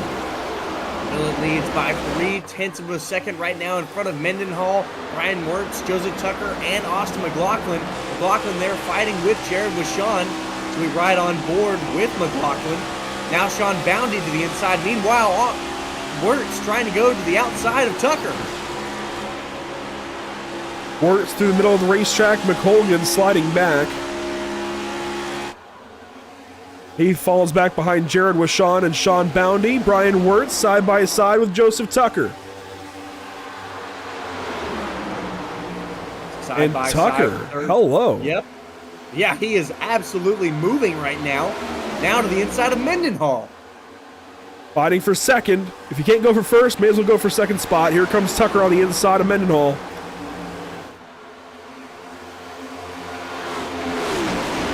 And the front of the field is getting relatively spread out. The top 10, aside from this little group of cars, has gotten single file. Wirtz right in between Tucker and Mendenhall into turn 1. Here we go, 3 wide. Hey, see, I was going to say, you said single file, not for long. Tucker, man, absolutely using that to his advantage. We're back 3 wide again here for 4th. With Sean down low is going to stay in it, but Wirtz will clear him into turn 3 and shut the door on that 27 car. Up the racetrack goes the 37 of Mendenhall, squeezing out of turn number 4, Bounty in the middle. Man, Mendenhall just can't hold it here, dropping down to 6th from 2nd on the restart. Just not able to hold it with those tires. Masadi, new fastest lap of 30.282. Masadi back in 12th position. Yeah, he's trying to move through the field. He's right behind this group of cars. Single file right behind. You've got 4 cars in line trying to get up here, including Mark Martinek, and they fan out through the corner a little bit. McColgan on the outside, Taylor on the inside. Matt Taylor went fastest the lap prior to Masadi, so Taylor's got new tires. He's moving forward. Let's go on board with the 44 car and watch this. He's got the freshest of everybody out here in this field. We're absolutely moving. Mark Martinek still hanging on the outside, not letting him go so easy. Martinek in that 6 on the outside, holding steady, trying to hang on to that spot. This is for the 8th position. Masadi right behind. This is slowing down Taylor, using up those tires just a little bit more than he wants to. He wants probably to get to that high line to be able to ring it around to get up into this top 10. Or excuse me, up into the top 5. Taylor now into 8th, trying to clear Martinek for it. Christian Light right behind in 10th. Oh, boy. Going to give him a bit of bump there. Hey, look. No, I'm not going to say it. I'm not going to say it. We're racing. We're racing. Matthew Taylor trying to go around Mark Martinek. Finally does it. Slides up in front of him clear. Will he go to the top here? Yes or no? And he'll go back down to the bottom. Still trying to advance up into 8th position. We flash forward a little bit, looking at the battle for 3rd spot. Brian Wirtz and Sean Boundy. As here comes Masadi on the inside of Christian Light and Mark Martinek. Masadi with a slide job sender on the inside. He's going to slide up now and clear that 96 car who fights back. Christian Light trying to get back down to his inside. Won't. Here comes Mendenhall now. A crossover on the 41 car of Matt Lovett down to the inside of that 6th position battle. Matt Lovett, or excuse me, Andy Mendenhall finally found some pace here in those tires. Just wasn't able to move up with those guys in the front. Now, back up front, battle for the lead. Joseph Tucker on the inside of Zach Millett. Here comes the 39 car, finally putting some pressure on Zach Millett, moving forward. They're on equal. The door gets shut. Equal tires. No, Tucker's got about 20 lap better tires right now. Okay. So that explains why Tucker's got this speed on Zach Millett, who's the points leader, most recent oval race winner. And this race has felt a lot like Bristol. Cautions aplenty. Millett out front, putting himself in position to try and hold on to this thing at the end, right? Feels a lot like Bristol Motor Speedway, except here comes the 39 cars, side by side at the stripe, Tucker on the inside. He won't have it just yet. Millett's going to have that high line with momentum off of turn 2 unless Tucker can slide up here and clear him. Oh, it's going to be so close. He's just not clear. Millett's going to have that run down the back straightaway. Wow! Looks like he's just putting on some DRS. But nope, that's that speed of the high line. A little bit of side draft mixed in there. Got down on the right rear of Tucker's machine. Tucker trying to clear him, and he will clear him and shut the door out of turn 4. But a run on the outside. Millett's going to bring it back alongside. Millett never giving up. Boundy and Wirtz closing up to this battle with them being side by side. This isn't our last pit stop, however. These cars will have to go back to pit road again. But Tucker trying to use those fresh tires to gain an advantage. On board from Sean Boundy right behind, watching these two go after it. Boundy now looking to the high side. Seeing if he can get up into this fight. Brian Wirtz now to his inside. That's going to slow them two down as well. Side by side for first and third. And Jared Rashawn watches all 4 of these guys go after it. Wirtz slides up into the corner.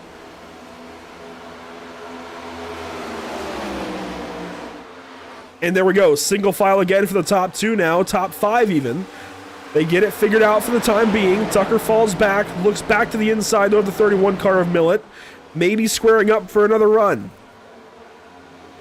He's going to have to reset and go again. Millet just so strong, even though Tucker has those pressure tires. Goes to show how good Zach Millet is here today. You talked about looking exactly like Bristol.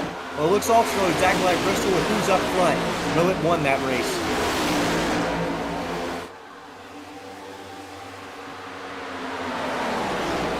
Here in a couple of laps, it'll be 40 laps to go. I would expect next time we get a caution, we see these guys head down to pit road in a hurry, get tires, and race this thing to the end.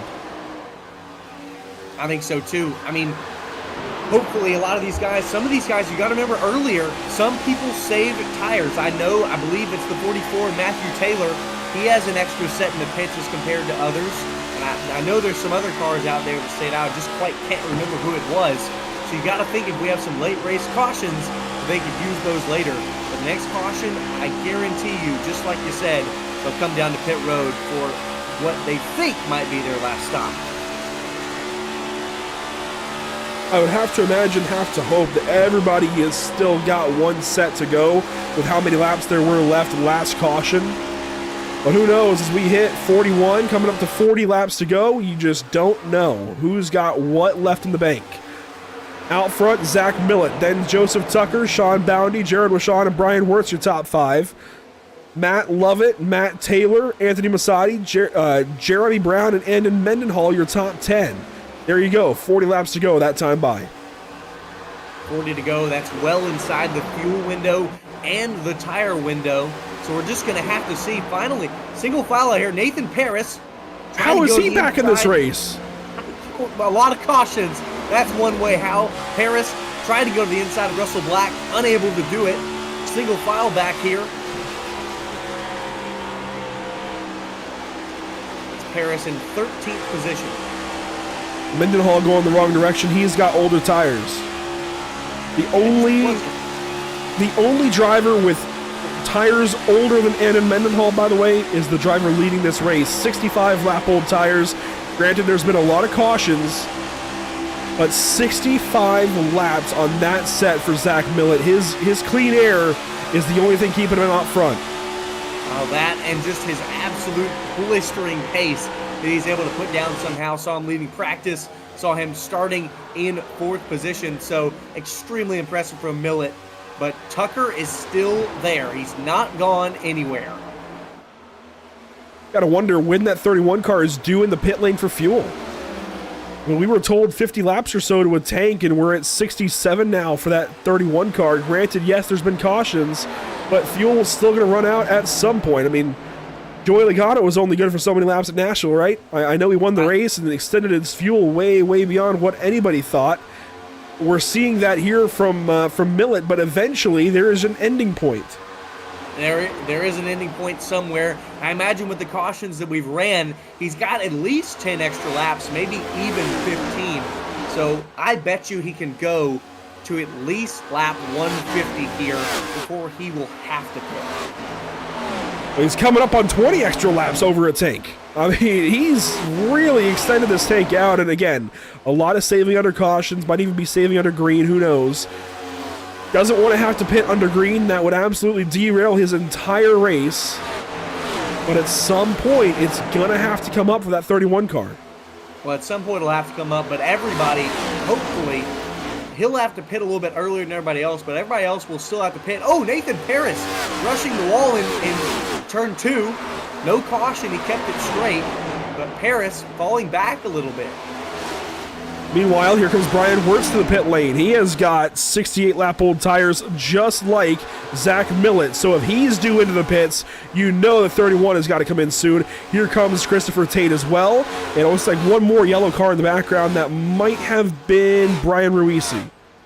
Brian Ruisi in. Paris back to the inside of Russell Black, trying to battle into the top hand. Looking along with Matthew Taylor here, trying to still move through this pack again. Fresh tires on him, and again, Zach Millet still strong out front. There's Wirtz leaving, so if you pit now, you will lose a lap.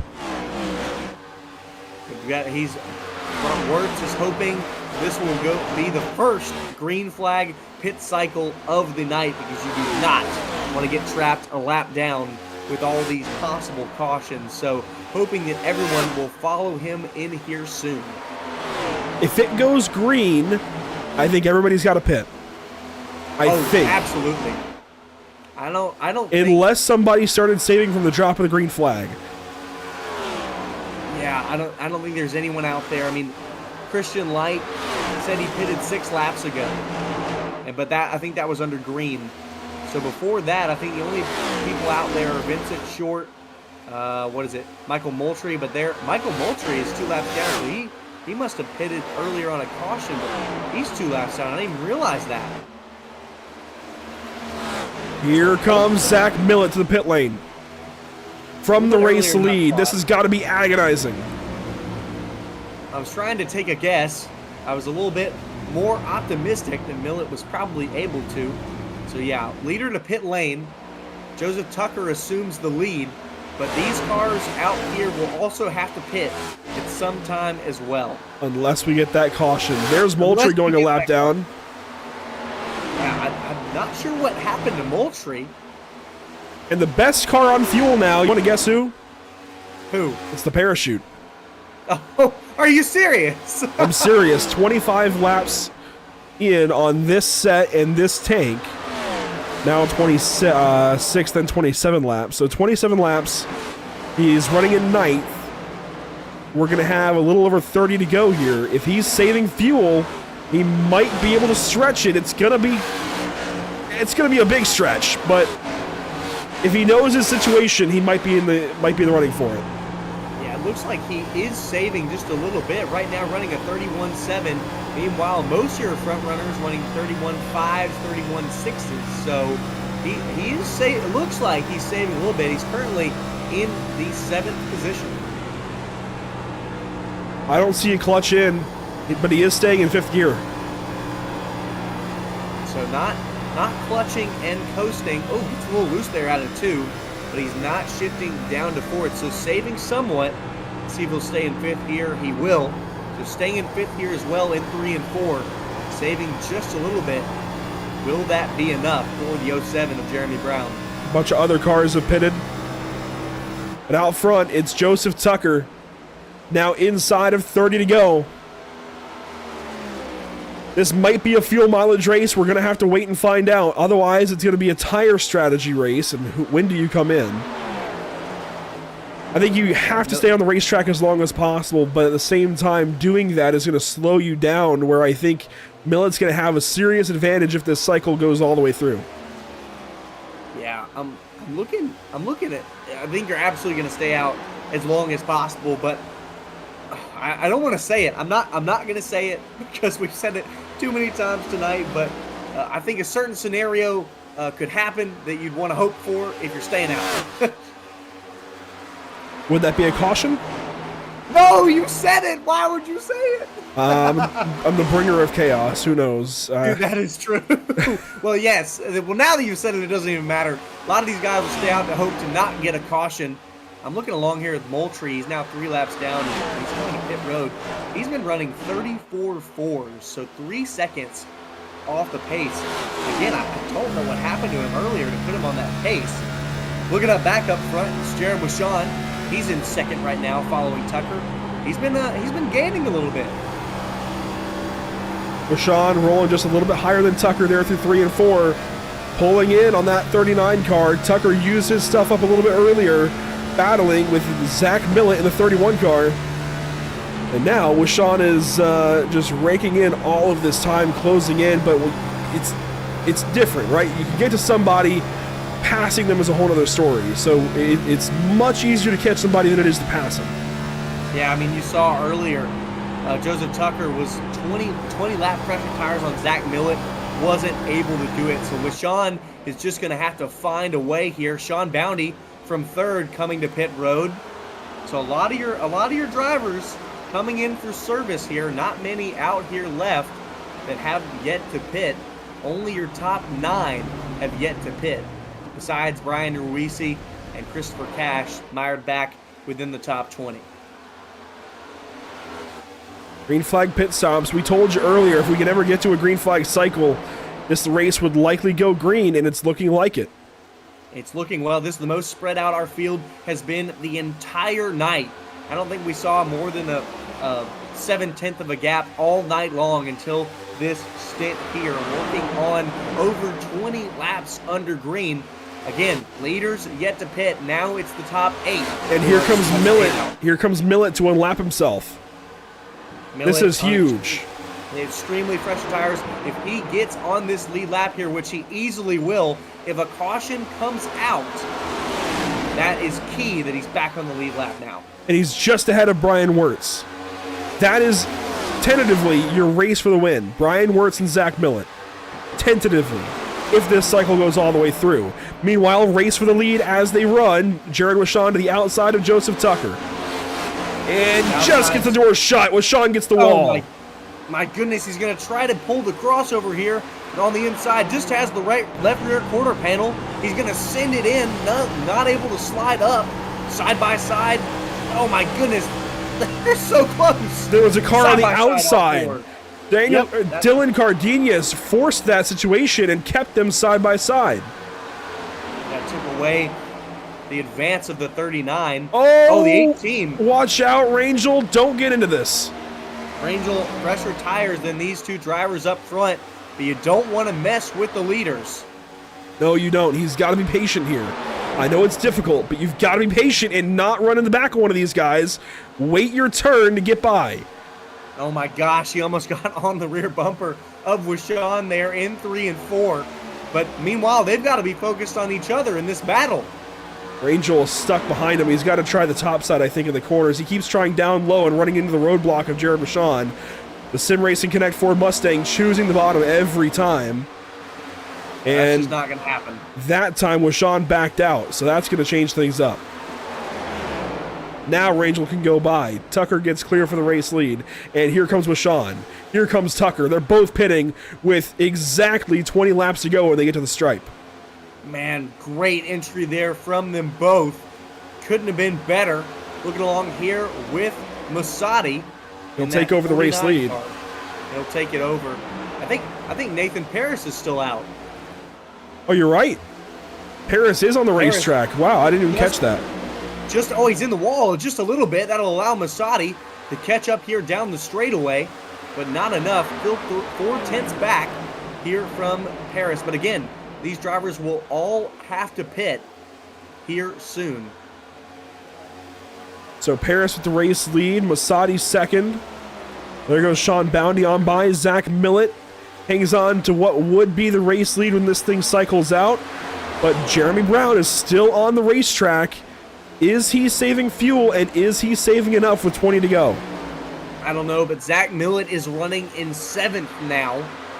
So he's up there. Jeremy Brown, looks like Brown is 16, well, almost 15 seconds ahead of Zach Millet. This is turning out exactly how Las Vegas was if Jeremy Brown is saving fuel, because that gives Zach Millet just under 17 laps to catch the 07 of Brown if Brown is staying out.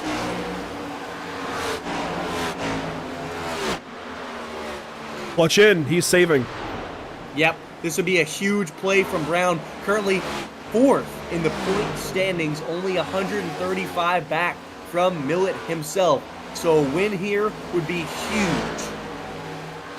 And much like Joey Logano at Las Vegas a few weeks ago, even if he doesn't get the win, this is going to be a huge gain for him. And if he can just hang on to a top 5 or so, that'll overcome that penalty he got earlier for changing lanes on a restart. That violation completely muted his race and all of his effort going forward. So if he can just hang on to a top 5 or so, boy, what a gain this will be. Yeah, Millet right now he's just running under a 31.3. Jeremy Brown running a 32.5. So he is more than a second faster. I think Millet gets there for sure. I think Millet's got this race in the bag if it stays green. If he can keep up the pace, these tires will fall off. Like, I'm close to agree with you, but I think it's going to be closer than we think. Well, he's chasing down Kevin West.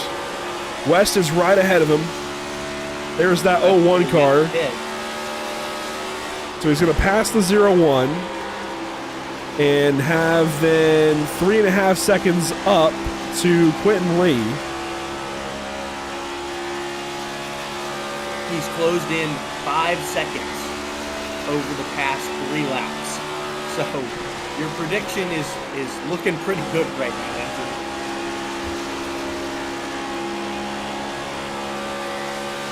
Now you see the gap to Lee closing. Masadi's got to pit soon. He's at 54 laps run. Most of those now green flag. Harris, who was leading earlier, has already come down pit road. Masadi out on 56 lap old tires, so and most of that has been under green. I'd say only 10 of those laps haven't been under green, so he's running pretty low on fuel. That gap to Lee, 2.3 seconds.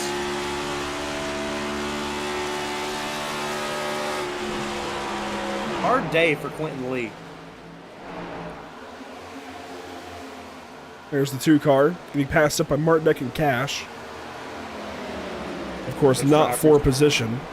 Right. And they've come to pit road. Quentin Lee started up near the front today. Started 5th. Had that incident like we talked about in the early going. Made it back up to the top 5 and then was instantly taken out yet again. And there is Zach Millett in the background. Richard Lanning in the foreground. So 3rd, 4th, and 5th on your screen. Already under a second. Yeah, but Zach has got to manage traffic, right? He's got to get through these guys in a hurry. If he gets held up at all, that could help Jeremy Brown's case. Jeremy Brown, looking at his lap times running at 32.2, still 47 laps. So it's going to go to where it's going to go 50. He's going to have to make it 58 laps. And Masadi currently is on 59 laps now. So it is possible. Jeremy Brown can absolutely make it to the end of this race. The question is, will Zach Millett catch up to him in time? Zach Millett now just under 8 seconds back. The other thing is, what if Brown just catches the caution, comes in and gets tires? I mean, boy, what a position he could be in. And he doesn't necessarily have to have this thing go to the end to win this race. Yeah, Zach Millett, 21 lap old tires. That's some of the oldest, at least, of the front runners of these guys that have pitted, because he was one of the first to pit. Oh, Millett gets a little contact there with the 95 of short. That's going to slow him up a little bit on the front straightaway. That could end it badly. Again, got to manage that traffic. Got to get through these guys quickly. Yep. Brown has taken over the race lead. Masadi has fallen back after pitting. So it's Brown, Millett in second, 6.6 seconds back, inside of 10 to go. I think Millett gets there for sure. There's a lot of lap cars between Zach Millett and Jeremy Brown. I think it was 7 or 8. So at least of cars that Millett will have to pass. What a race this has turned out to be, huh? This is great. This is what we want. I mean, we saw all those cautions earlier, but I could not have guessed that it would come down to a fuel strategy like this. Zach Millett now 6 seconds back. So there's Zach Millett out of turn number 4. Down the front stretch. Where is Jeremy Brown? Well, he is out of turn number 2 here in just a second. There he is, out of the second corner. 5.8 seconds. It slowed a lot. It has, you're right. The tires are plateauing. They are, and again, if Brown can hold this, he's still running 32.2s. He's been running that consistently for the past almost 10 laps. Millett slowing up a little from his best. He was running under in the 30s. Now he's running a 31.4. So just not less than a second faster. He's still gaining. Now he's up to 5 seconds, but with 7 laps to go, it's going to be close. Quentin Lee is on the same strategy as Jeremy Brown, but Lee has now lost 3rd spot to Brian Wirtz. So Wirtz is moving on through. landing staying out as well. 4.7 seconds now for the race lead. 4.8. Millet's just lost time. Man, this is going to be close. Laps winding down, 6 to go. I really thought he was going to get there. Now I'm not so sure. What was I telling you? I think I called it too soon, man. It's getting really, really close. We saw it earlier. We didn't get a lot of time to run green flag laps, but we saw that at a point, these tires would plateau. And that is exactly what's happening for Millet right now. Still running at 31.4, now at 31.5. Under 4 seconds now as we cross 5 laps to go. You're kidding me. No. I don't think he's going to get there. He's got too much lap traffic in the way now, and the tires have plateaued. You just pointed it out. He's gaining less than a second per lap. Look out in front of that windshield right now as Anthony Massotti flies past. That's another car that he's going to have to get around. This is incredible. 4 laps to go. And Jeremy Brown, I think, is going to pull the Joey Logano. With the parachute in front, too. Involved in an incident earlier. Right now, we're not going to call it early because we still have 4 to go. But and he could run out. He could run out. We don't know. We saw Massotti go 59 laps. And that's exactly what he's going to have to go. Brown is going to have to go here. This is coming to lap 56 of his stint with 3 laps to go. There was more cautions run in Massotti's run, though, in Massotti's fuel stint. There was more caution time in that fuel stint. But we know Brown has been saving. He's got 2.5 seconds back now with 2.5 laps to go. Oh my gosh. This is awesome. It's going to come down to the wire here. Massotti now passing up the 07 car right in the middle of Tate. This is going to slow him down. Millet, 2 seconds, 2 laps. 2 seconds. It's going to be so close here for Jeremy Brown. He can't make a mistake. If there's anything left in that tank allowing him to claw any more speed out of that 07, he's got to use it now. 1.5 laps to go, coming into 3 and 4. Jeremy Brown, 1.3 seconds above Millet. He's going to have to use whatever tire he's got left to just hang on. 1 lap to go. The gap is 1.3 seconds. Zach Millet's got to make up over a second to get to Jeremy Brown to win this race. White flag is in the air, brought to you by Whiplash Simcams. There you see Jeremy Brown down the backstretch. Out of turn number 2, the gap still 1.1 seconds. Oh, he's going to get turned. You're kidding me. Mark Martinet crashes him. He was going to win the race. Zach Millet's going to go by in the outside wall, and Zach Millet is going to win at Las Vegas. Can Brown get back?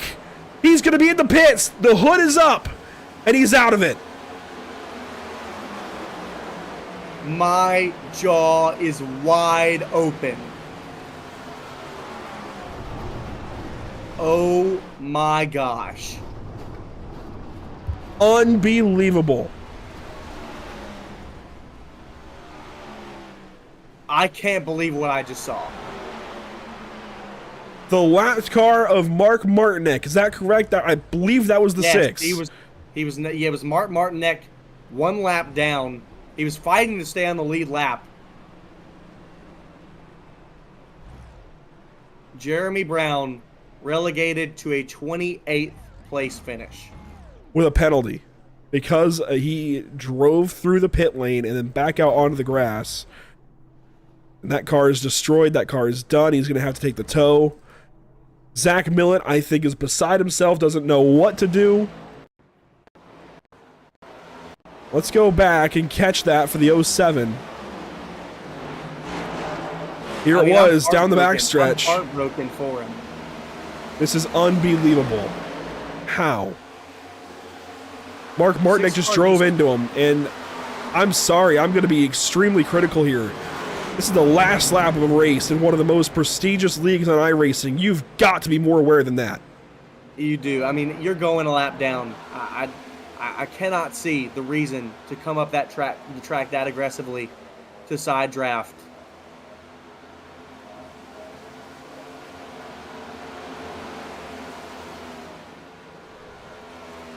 Absolutely unbelievable. There's a lot of chatter over the driver radio right now.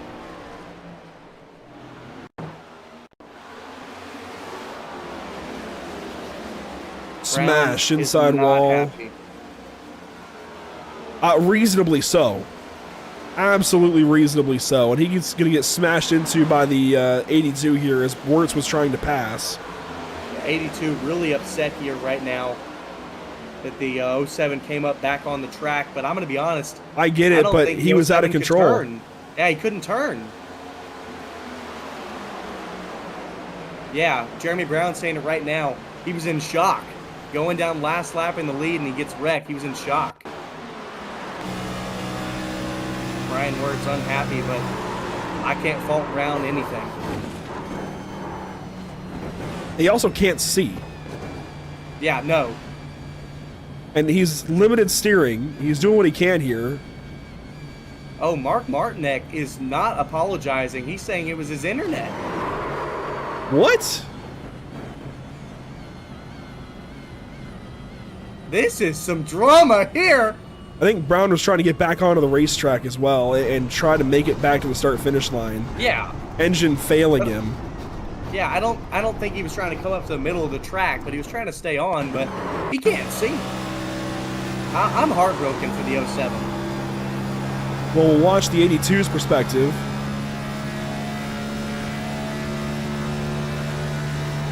I am just blown away. Wirtz can still finishes 8th, so I'm get not it. Sure what he's so mad about. I get it, but I don't know. This is unprecedented, to say the least. Wow. Unprecedented, to say the least. We've got some different drivers to talk to than we thought about. Yeah. Pulls the perfect strategy. Poor Jeremy Brown. And a lot of people are mad at Brown.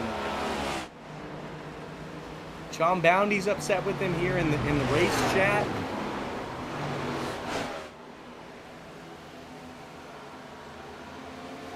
I can't believe people are mad at Brown. I can't either. We'll stay out of it from here, but I can't believe it. Well, they're not seeing what we're seeing from it. If you go in his driver perspective, he cannot see. And I know he cannot turn that wheel. I mean, look at that left front. It is destroyed. Left front's disconnected. So, he's just trying to hang on and get back to the start and finish. So, wow. I mean, what an ending. I mean, we thought it was shocking the fuel mileage race was going to be crazy. But I didn't expect that, Andrew. I am officially shocked. Yeah. My jaw was dropped for like all the seconds that you were talking. Well, let's turn the music up and recap this race then. We've gone through enough replays. We've seen what happened. Just absolutely shocking stuff here at the end, but Zach Millett will go to victory lane over Sean Bounty and Matthew Taylor. Joseph Tucker, Jared Rashawn, your top 5. Quentin Lee, Daniel Wiles, Brian Wirtz, Matt Lovett, Kevin West, your top 10. This is just completely mixed up and all over the place. Millett, Bounty, Taylor, your top 3. We'll be talking to each of them. Tucker was quick, of course, on the pit strategy, ended up cycled out to 4th. Quentin Lee stayed out on fuel. Daniel Wiles came back after pitting a little bit earlier. Brian Wirtz, of course, ran in the back of Jeremy Brown and was relegated to 8th place. Unbelievable top 10. Wow, I mean, absolutely back there. Nathan Paris, 95, he'll finish in 11th. Saw him in an incident earlier. Then Russell Black in that 64. Christian Light, Austin McLaughlin, Gary Bowman. That's your 15th position. 16th and 50 of Brandon Ruisi. 17th and 49 of Anthony Masadi. At 37 and Mendenhall comes home 18th. Austin Wheeler in that 56. He was displayed as a 48 most of the night. In 19th and in 20th, that 9 of Matthew Montgomery. Finishing 21st, it's Cody Ellis with the 4. Then Mark Martinek, 1 lap down at 22nd, will actually finish higher than Jeremy Brown somehow. I'm not sure exactly how that one works out. Cullen Johnston there in 23rd. Richard Lanning in 24th. Couldn't quite make it on fuel. Norman Rangel in 25th spot. Then Christopher Cash in the 26th position. Christopher Tate in 27th. Jeremy Brown relegated. He should have won this race. I'm just going to say that. I'm gutted for the 07. Michael too. Moultrie, Ian Brasfield, your top 30. Just unbelievable scenes for Jeremy Brown. Had the race in the bag into turns 3 and 4. Taken out by a lapped car. That's racing, unfortunately. Yeah, I mean, gut-wrenching. 20 of Colin Terrell in 31st. Dylan Cardenas in 32nd. Vincent Short in that 95, 33rd. All these drivers involved in major incidents. 24 of Sean Lodison in 34th. Michael Matta in that 88, 35th. Matt Sherry, 36, 37, 38. Edward Jurgen, Dalton Tucker. Dalton Tucker led this race, but had a huge contact with the outside wall. Adam Benefiel in 39th in that 83. And in 40th, the 99 of Alfie Sharon Jr. Ryan Dingler, Brian Rose make up the 42 car field here this evening. We don't have Zach Millett for comment. He has disconnected from the Discord server. So we won't have him, unfortunately, for comment. If you're listening, Zach, you can still reconnect and we'll talk to you. But let's move on down then to second place, Sean Boundy. I don't think anybody is as surprised to be P2 as Sean Boundy is this evening. Sean, what in the heck happened there at the end of this race? Yeah, we were just talking about that. I have no idea. Early in the race, you never know with Vegas when we're going to get a really long run. And there was a couple times where I just felt like maybe I'll take tires now, go back through the field. And like 50, 60 laps in, I was like, maybe this is the time we're going to get a run in. And so I took tires again and ate 2 of my tires with 2 to go and over 115 left. And the second 2 tire cycles, it was, we had so many cautions, it was able to eat away some of the laps and make it down. But on my last pit stop, I went kind of as far as I wanted to go, and knowing that I was gonna have to make up some ground on those guys that pit early. Wow, yeah, that was just a wild finish. Yeah, I was focusing solely on making the best laps I could coming to the finish, and I was starting to catch the guys. I kept hearing call-outs for drivers coming down pit road, and I knew that's 1, 2, 3 positions. I'd come back and I'd maybe get a top 10, and next thing I know, everybody's going crazy on the radio. I see smoke in 3 and 4. I was dodging cars so much, I had no idea what the running order looked like until I was well past turn 1 at the end. Well, it all works out for you to come home P2 and pick up a whole bunch of points as well in the points standings. You come into this evening, let's see, 9th. This is going to help you move way up the order. Yeah. Does this change your season big time? I mean, it sounds like it would. I mean, for the most part, it gives you more of a cushion to stay in the top 25, because I've seen a lot of guys having struggles through the qualifying just to make it into the field, and I don't feel like I want to be back there. There are many times when you get a really good group of drivers. I don't do so great with qualifying sometimes, but I race pretty well, and I get through the field, and I feel like I passed the most cars. I don't know how many times I started in the back and came through the field when a caution would come out, but yeah, for the most part, it just gives you confidence that you've got a buffer to stay in the top 25. Other than that, it's kind of race as usual. Well, you want to stay in the top 12 as well for playoffs. I mean, does this kind of change the championship picture for you? Honestly, we're early in the season. It's you run your race. I don't think there's room to take too many big risks. This early on, you just want to form a rhythm, and I feel like once I get the race going, you just keep the rhythm, keep doing what I'm doing, and I slowly just working my way up the field. So for the time being, you don't want to change what you're doing because it's working right now. But if it gets to crunch time and a couple races down, and you're on that bubble, then maybe you change what you're doing. Well, it's good to talk to you here, Sean, for the first time this season, I believe. Yes. Solid P2 for you. Hopefully we're talking to you a whole lot more this season. Yeah, me too. Looking forward to it. Thanks. Sean Boundy, second place this evening, just one spot shy of the win, 8 seconds though on the racetrack. We'll bring in then Matthew Taylor for P2, Scott. Yeah, Matthew Taylor coming up here in third position. Matthew, you were all across the boards today here in this race. Started 8th. You were hanging on up front through the pit cycles, relegated to the back, coming through the field.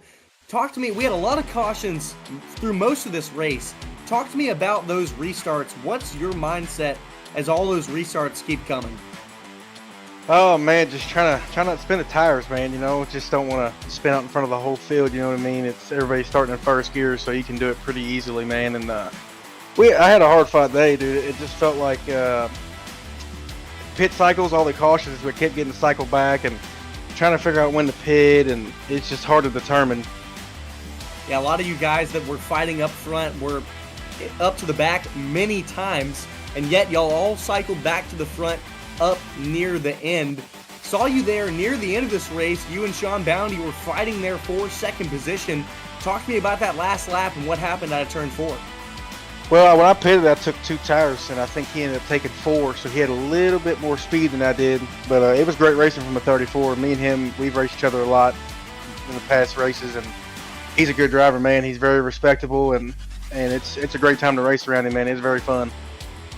Yeah, you and Sean Bounty, I've seen y'all race before here in this series, so it's been nice to watch y'all, and always good racing. Up next, we've got Charlotte. Talk to me, what are you expecting out of there? More than 200 laps. It's going to be grueling. I'm going to be definitely hitting some practice up this week and trying to just get everything honed in and make sure I'm smooth, man. That's it. I want to get a good qualifying and have a decent, clean race. That's all I'm asking for. The last question I'll get from you here. Before this race, you're sitting 8th in the point standings. Top 3 finish is going to get you some more valuable points. How does that make you feel, completing 1/4 of this regular season, being in that top 12? Man, that's awesome. I'm way ahead where I was last year. Last year I was pretty far down. I had to work my way up, and it was hard fought. But it's nice being towards the front pretty early and kind of just hanging around and not having to force a whole lot. So it's definitely very nice. There you go, Matthew Taylor up front a lot more than he used to be. Hoping to keep it there. Hope to talk to you soon again, Matthew. Thank you. I appreciate it, guys. That was Matthew Taylor, your 3rd place finisher. Back to you, Andrew. And that'll about do it for us this evening for coverage from Las Vegas Motor Speedway. Just unbelievable scenes for Jeremy Brown and company. Boy, I am blown away. And I've debated with myself. We're gonna go ahead and talk to him. We're gonna bring in Jeremy Brown and talk to driver 07. Yeah. You'll have to keep it PG for us here, Jeremy. I can imagine you're pretty frustrated with what happened there on the last lap. But from your eyes, what did happen? I just got hooked. That's it is what it is. That's all I can say. Is straight got hooked for no reason by a guy running in 20 something place, a couple laps down. I've got no words. I wish I did. And now everybody's upset at me because I got hooked. So I don't know what to say. Well, you had the ultimate Joey Logano of all strategies there to stay out on fuel. When did you know? When did you decide to go for that strategy and stretch the fuel out? Well, my hand was kind of forced because I got black flag for lane change, and I had a little damage on the front of my car, and I said, just my best bet now is to try to stretch it from back here. So I fixed all the damage, put a fresh set of tires on, and then I just started saving from the green flag drop. So and it was going to work. I had enough to make it. Well, you came into tonight in a pretty solid spot in the point standings, fourth coming in, and you were in position to move on up even further until this all happens. Clearly you've got speed. Clearly you can get back up on the horse and ride. What's the game plan now going into Charlotte? Pedal to the metal. We got stuff. We got to make up points now. I mean, we should still be fine to be in the playoffs, hopefully. But it showed tonight that we, even without the strategy, we were running second when I got the black flag for lane change. So we got enough speed to hang in there, and hopefully we'll be within touch once the playoffs start, and we can make some noise. Well, Jeremy, I know it's gut-wrenching, heartbreaking for you, but it's good to talk to you. Congratulations on what would have been a race win here this evening. So close, so nearly that win. Hopefully we're talking to you again soon, and hopefully for better circumstances. Yes, sir. Thank y'all, too, for the broadcast. Y'all do a phenomenal job. Appreciate it, man. Congratulations on what would have been a solid run, and hopefully we're talking to Jeremy once again soon. I mean, I'm heartbroken for him. I am too. I've never seen a strategy work out so perfectly and it all be taken away so quickly as what we saw this evening. I've never seen that, and I hope to not see it again, because that was really unfortunate to watch and unbelievable. It's completely grand and amazing for Zach Millett, but I mean, this is his second win now on the season, nearly third in a row if you count last week's honorary win at Coda. But boy, what could have been for the 07s to see him down through the grass with damage after that crash on the very last lap here at Las Vegas Motor Speedway. But that is, again, that is racing for you sometimes. Next up, where are we headed? Charlotte Motor Speedway. Well, Charlotte's going to be great. 260 laps. That'll be next week for our fifth race of this SimRap Market Series Season 2 with No Limit Racing. It's going to be a long one. We had a long one here tonight. Didn't quite expect that. So I think we're hoping for some more green, because if we get what we got tonight, we might be going to 4 hours. Let's hope not. I think Charlotte should be a clean race for these guys. I think it's been one of those where they realize they need to settle in for a while, and oftentimes when you present drivers with that kind of lap total, they will. They realize, hey, this is a long race. We'll settle in and get a lot of these laps completed and then take the gloves off. So that's what we're hoping for there at Charlotte Motor Speedway Race 5, and I think it'll be that. I think it'll be a solid race just like it was this evening, and it all set up for that perfect run to the end. It really did. It just unfortunate for what happened to the 07 car here this evening, but congratulations to Zach Millett. We'll see who wins at Charlotte next week and how this next chapter unfolds before our very eyes next time out. Until then, thanks for tuning in. Here's a look at what's upcoming for us at Pit Stop TV as we close off this broadcast. We go to Phoenix, Atlanta, Charlotte, the next three broadcasts, Icon Cup Series, then BRB Butt Kicker Cup Series, and then the SimRap Market Series. And Scott, there's plenty of places to follow along. Plenty of places to follow along. PitStopTV.com. Hit us at our Facebook, our Instagram, Twitch, YouTube, and X. You'll find it all out here with some of the best sim racing out here at Pit Stop TV. Thanks for tuning in. Once again, a big thank you to this evening's presenting partner of the race, Sponsor Paddock. At Sponsor Paddock, we're dedicated to revolutionizing the world of motorsports by connecting talented drivers and riders with top-tier sponsors. Our mission is to create mutually beneficial partnerships that elevate both the athletes, and the brands we represent. Go to www.sponsorpaddock.com for more information. Also want to give a big shout out to the partners with the series: SimRap Market, Apex Sim Racing, IMB Racewear, Mosin Racing, RS Button Boxes, Team Conti Sim Performance. This evening's setup was fantastic. Trackbar Media, The Butt Kicker, Extreme Graphics, and Cyber Edge Hosting, as well as our partners here at Pit Stop TV, Whiplash Sim Cams, ATVO, CC's Business, and Cody Williams Design. For everybody at Pit Stop TV, for myself and Scott Shine this evening, thanks for watching, thanks for tuning in. We'll see you all next time out, hopefully for the Icon Cup Series at Phoenix in just a few days' time. We'll see you there.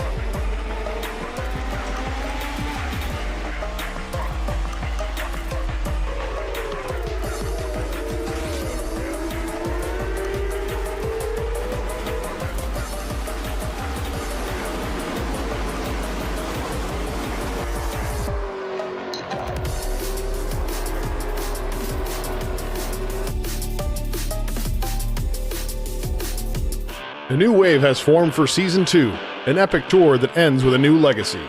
The OGs are back, ready to defend their legacy, while fresh meat joins the competition, eager to make their mark. Who is willing to battle door to door and conquer 2024? Buckle up, because the season of a lifetime is among us.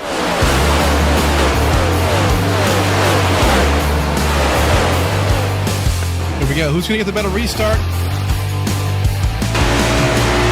Hey, look at all this action as we come on lap 100.